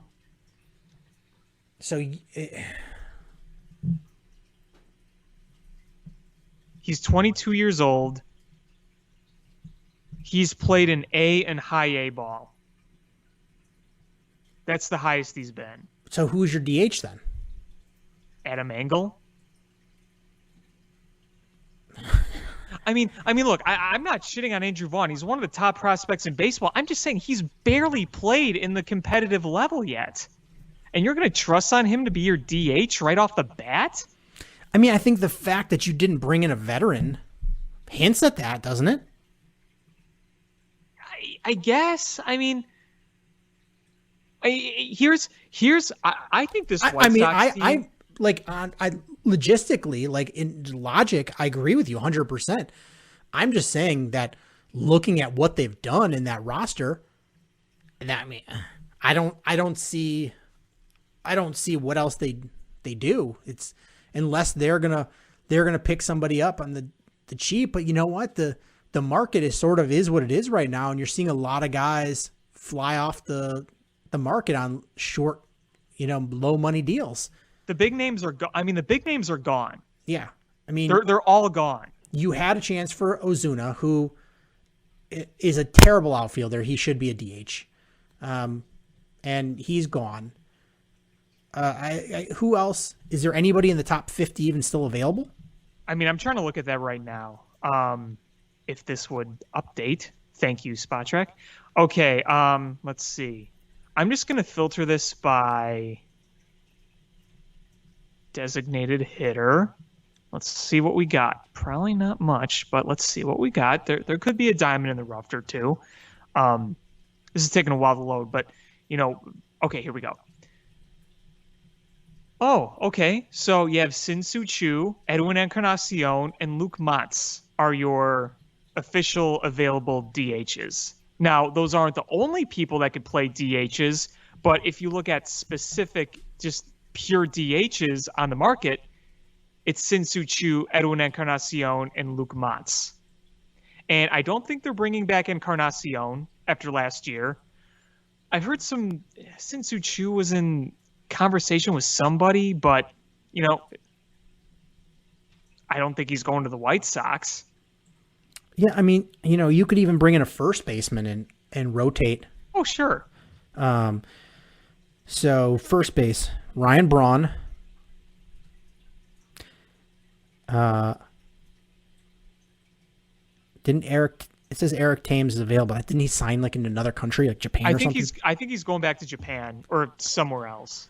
So here's the list here on Spot Track. Well, the biggest Ryan Braun, CJ Cron, Travis Shaw, Eric Thames, Mitch Moreland, Ryan Healy, Yonder Alonso, Jose Ozuna, Brandon Dixon, Jake Lamb, Tommy. There's Garbaji. The best names still on the market in terms of hitters, just period, it looks like, are like Justin Turner, Marwin Gonzalez. If you want to count Ryan Braun in there, but the dude is getting old and his best days are behind. I think Ryan Braun going forward is a DH or platoon type player, not an everyday player. I'm looking at infield bats right now, if you want to count that as potential DH candidates. You mentioned Ryan Braun. I mentioned Justin Turner, Marwin Gonzalez, but Justin Turner is going to seek a multi-year deal. Marwin Gonzalez, I think, is going to be used more as a platoon guy, not as much as a DH, but he could play DH. There's Jed Lowry. You mentioned CJ Crone. Todd Frazier's available. Isn't Jackie Bradley still available? I mean, you're not going to DH him, but... Well, he's looking for a big deal. And he's not even that good. He's like an okay player at best. He's a good outfielder, but he's not like a big stick. He's not a guy I'd want as a DH. If you were to bring in Jackie Bradley Jr., that is outfield depth that you can move around and be versatile, not a DH, in my opinion. Markakis retired, didn't he? Thought he announced his retirement. Did he? I thought so. Travis Shaw, remember when he peaked for a few years with the Brewers and then kind of fell apart? I'm going to throw out a White Sox name here for you. Okay. Matt Kemp.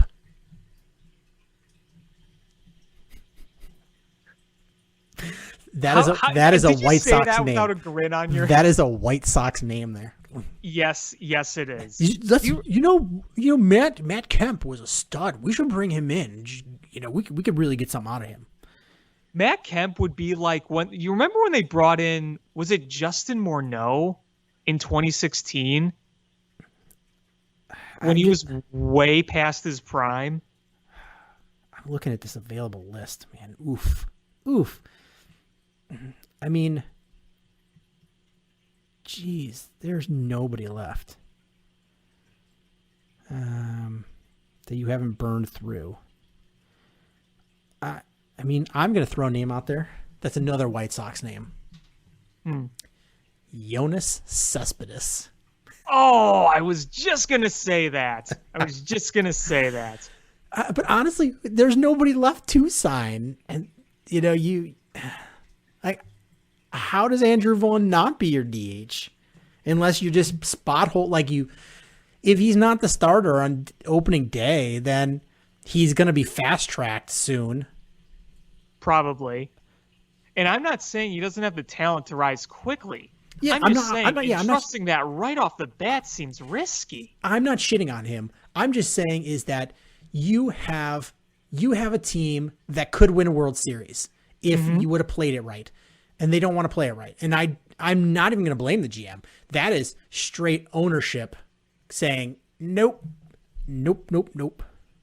I'm going to say this about the White Sox. I still think they could go on a run. I still think they're one of my favorites in the American League. I just feel like they had a perfect opportunity to really, really make themselves bulletproof.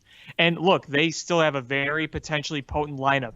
I think that team is filled with talent, but you could have gone another step or two.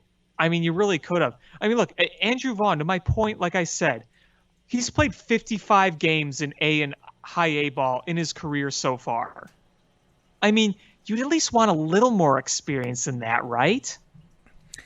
Just quickly, I mean, not to change the subject here, but there's a lot of names we know that are starting pitchers that are available, and I don't like any of them. I'm just going to read you this list. Jake Arrieta, Jeff Samardzija, Cole Hamels, Jake Odorizzi, Mike Leake, James Paxton, Rick Porcello, Anibal Sanchez, Julio Teheran, Brett Anderson, Gio Gonzalez, Matt Shoemaker, Brad Peacock, Mike Montgomery, Rich Hill, Taijuan Walker, Ivan Nova, Matt Harvey. Matt Harvey is only 32 years old. You want to talk about one of the biggest falls from grace in baseball this generation? Matt Harvey. Remember when he looked like he was going to be the face of the pitching world? Mm-hmm. The Dark Knight. Remember when they called him that? Did you ever see the video where, I forgot it was what talk show host who had him, but sent him out in New York and to interview people and ask them what he thought about Matt Harvey? I did.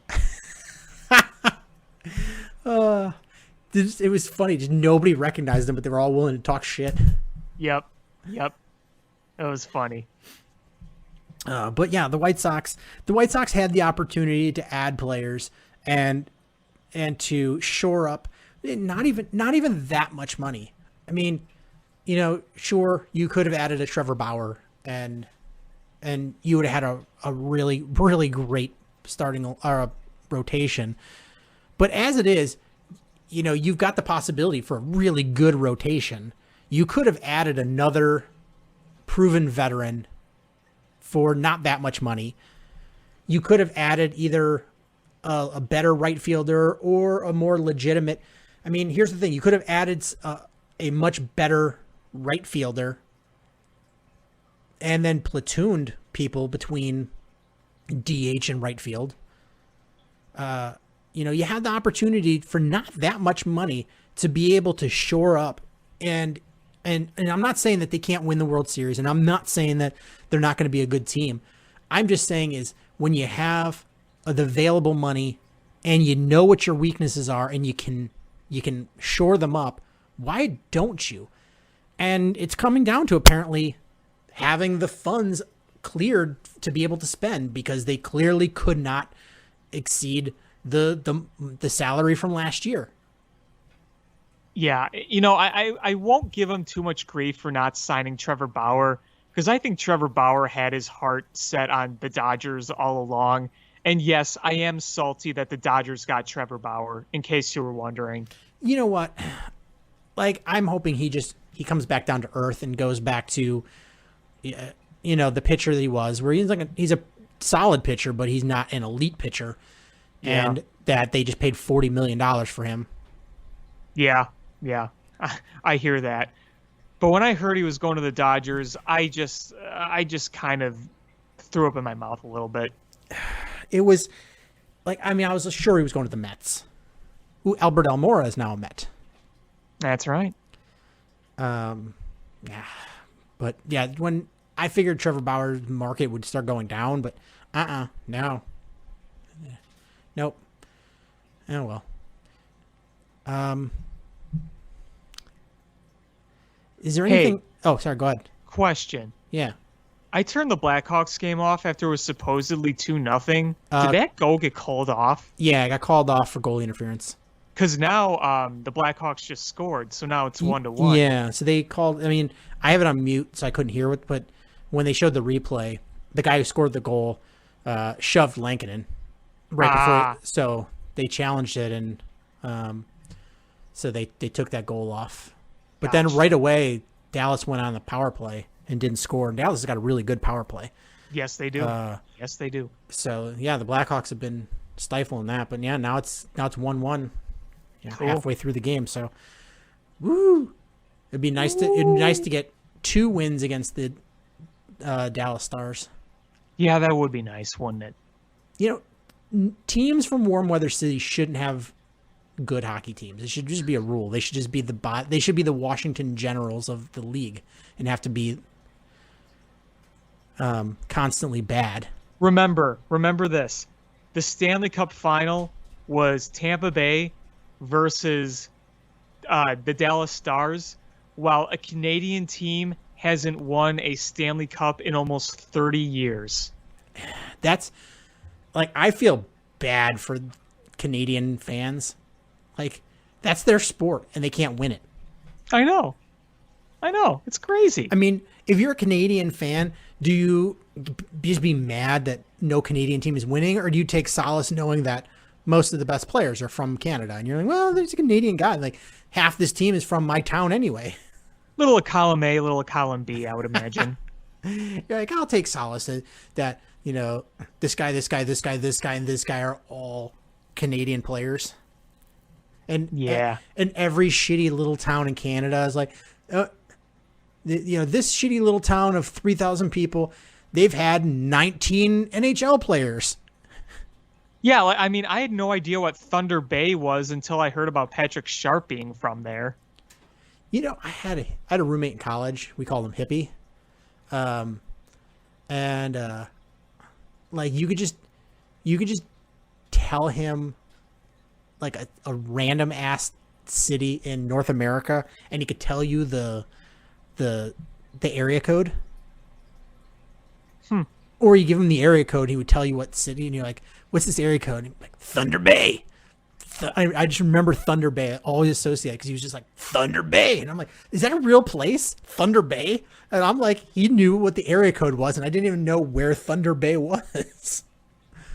That's a pretty awesome name for a town. Let's be real. I would love to live in a place called Thunder Bay. I would rather live in Thunder Bay than Green Bay.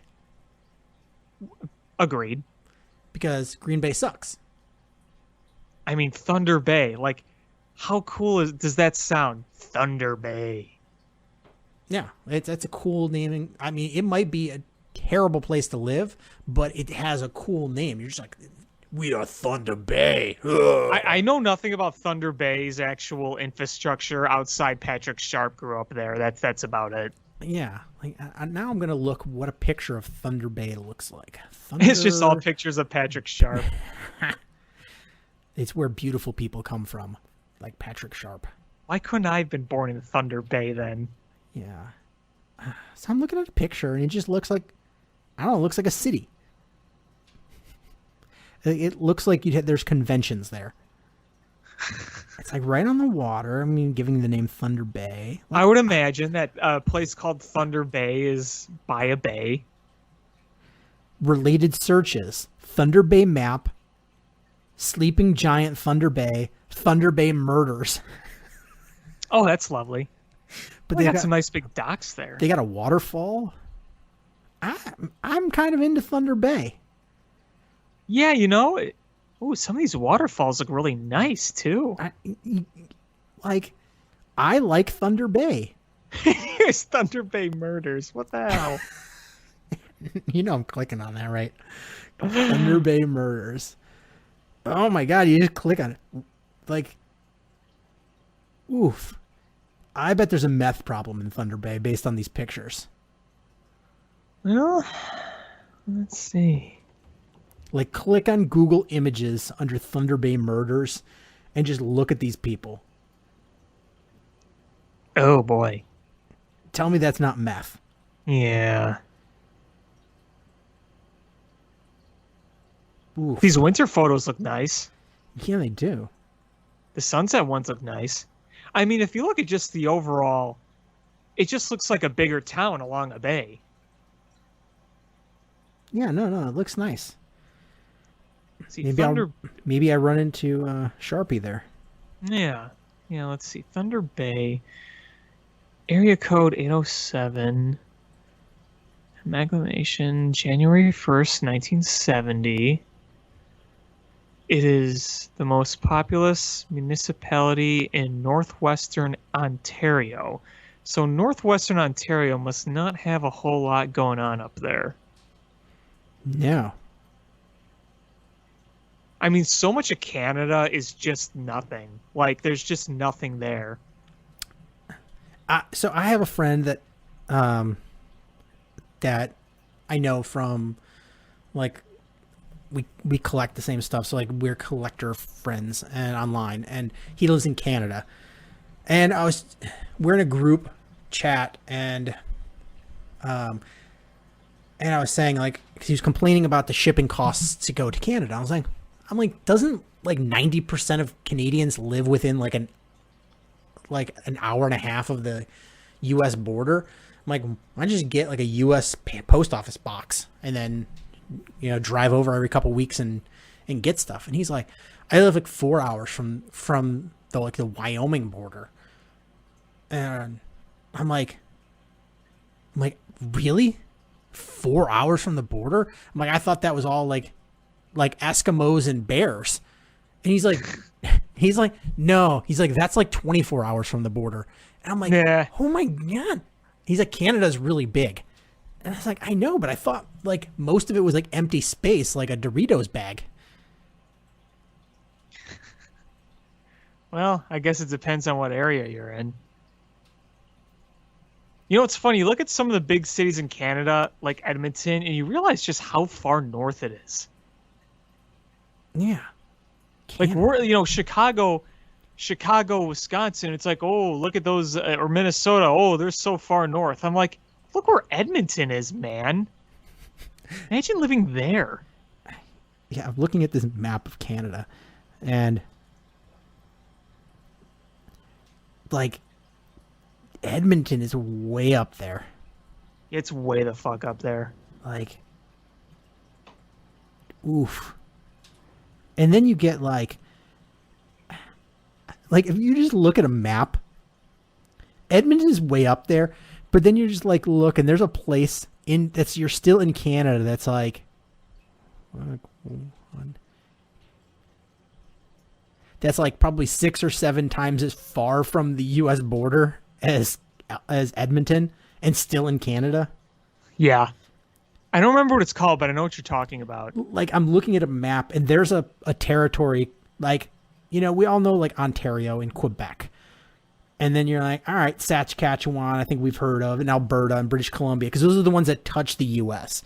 But then there's the Northwest Territory, because it sounds like the Wild West of Canada. Then there's the Yukon, all right. But then there's Nunavut. I've never heard of it. And it goes way up there where you're like, is that where Santa Claus lives? Like, is he Canadian? He could be. He might be. You know, it's funny you mentioned that. I just recently watched a documentary on the coldest town on Earth, and it's in Siberia. And like to get there, you have to travel like several days on a road that was built by like prisoners of war by Stalin. And they say like a nice mild day is like 55 below. That's brutal. My wife and I have been talking about taking a trip through Russia and taking the Trans-Siberian Railroad, and I'm like, this looks awesome, because like you are in places where like nobody you know has ever been there before. That would be interesting to see. And to say that you were there. But then I saw a thing on TV, they were talking about it. It was like, yeah, you can do that, but like pay to sit in like the first class with like the protected area, because if you sit in like the low class, like you will probably get kidnapped or robbed. I'm like, oh, that's nice. Like the last place I want to be kidnapped is in Russia. Some guy with a big Russian hat just puts you in a sack and he's carrying you, and you're just like, oh. You see like your like the arms and legs like trying to punch through the bag. He's just carrying you throughout the train. You just hear from inside, and nobody knows it's you in there. Yeah, so I'm looking at Canada, and there's the city in Canada. It's called Alert in Nunavut, Canada. That's north of most places in Greenland. That's pretty far up there. That is like North Pole territory. Like it's a chain of islands, pretty much. Oh man, well, somebody's obviously up there. Polar bears. Well, yes. Yeah, Saskatoon you're like way up there, but like Edmonton is just like you're at Calgary is way up there, and then you're just like, oh, then there's Edmonton,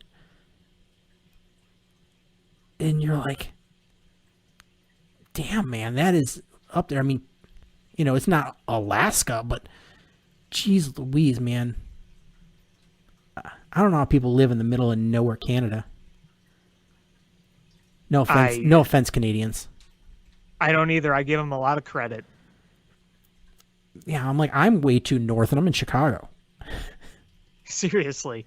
I mean, look, there's 8 feet of snow outside. It's like nearing 0, and it's going to be like this for a while. I don't know if you read the Chicago Tribune, but on the back page of like the weather section, Tom Skilling was like, yeah, well, get used to this, because this is pretty much going to be the next few weeks.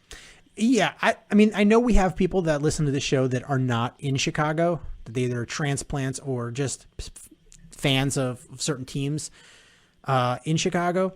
If you're not here, this is what we've had for like the last 2 weeks. There's like 2 feet of snow everywhere, and it's been like 0 degrees. That's not the wind chill. Like, there's people that, you know, I know we have a couple listeners in California. is there's a thing called wind chill. So the temperature is the what it reads on the thermometer, but then the wind chill is how cold it feels. And that's usually in Chicago a lot lower. So it might be 0 degrees, but it feels like 20 below zero. And it's been 0. And the wind chill has been brutal. It has been brutal here. This is like one of the worst winters. Usually we either get really cold weather or a lot of snow. We don't usually get the two together.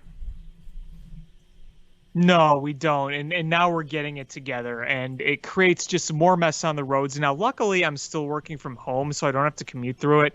But I know plenty of people who are not working from home, so I salute those who are still commuting every day because it's brutal to drive out there. Yeah, we just we had a town hall meeting at work, and they told us we are not going back to the office till probably after the 4th of July. Yeah, God knows when we're going back. I have no idea.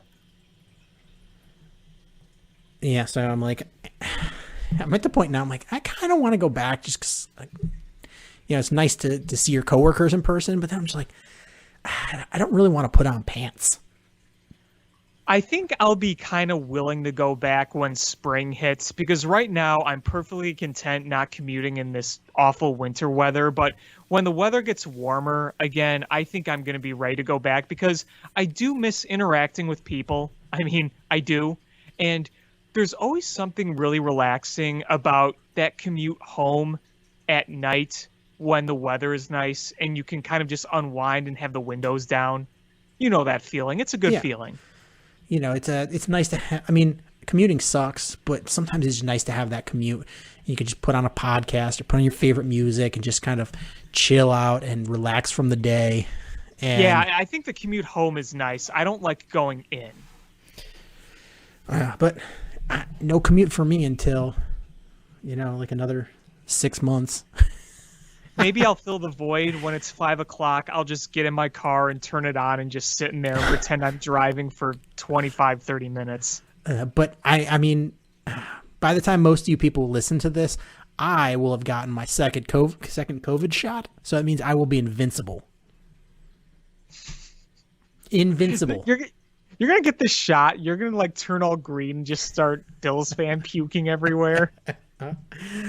The place where I got my first injection was run by the National Guard. So like everybody there was like in their military fatigues, and they were like, everyone's like, "Sir, yes, sir," and I'm like, this is so weird, man.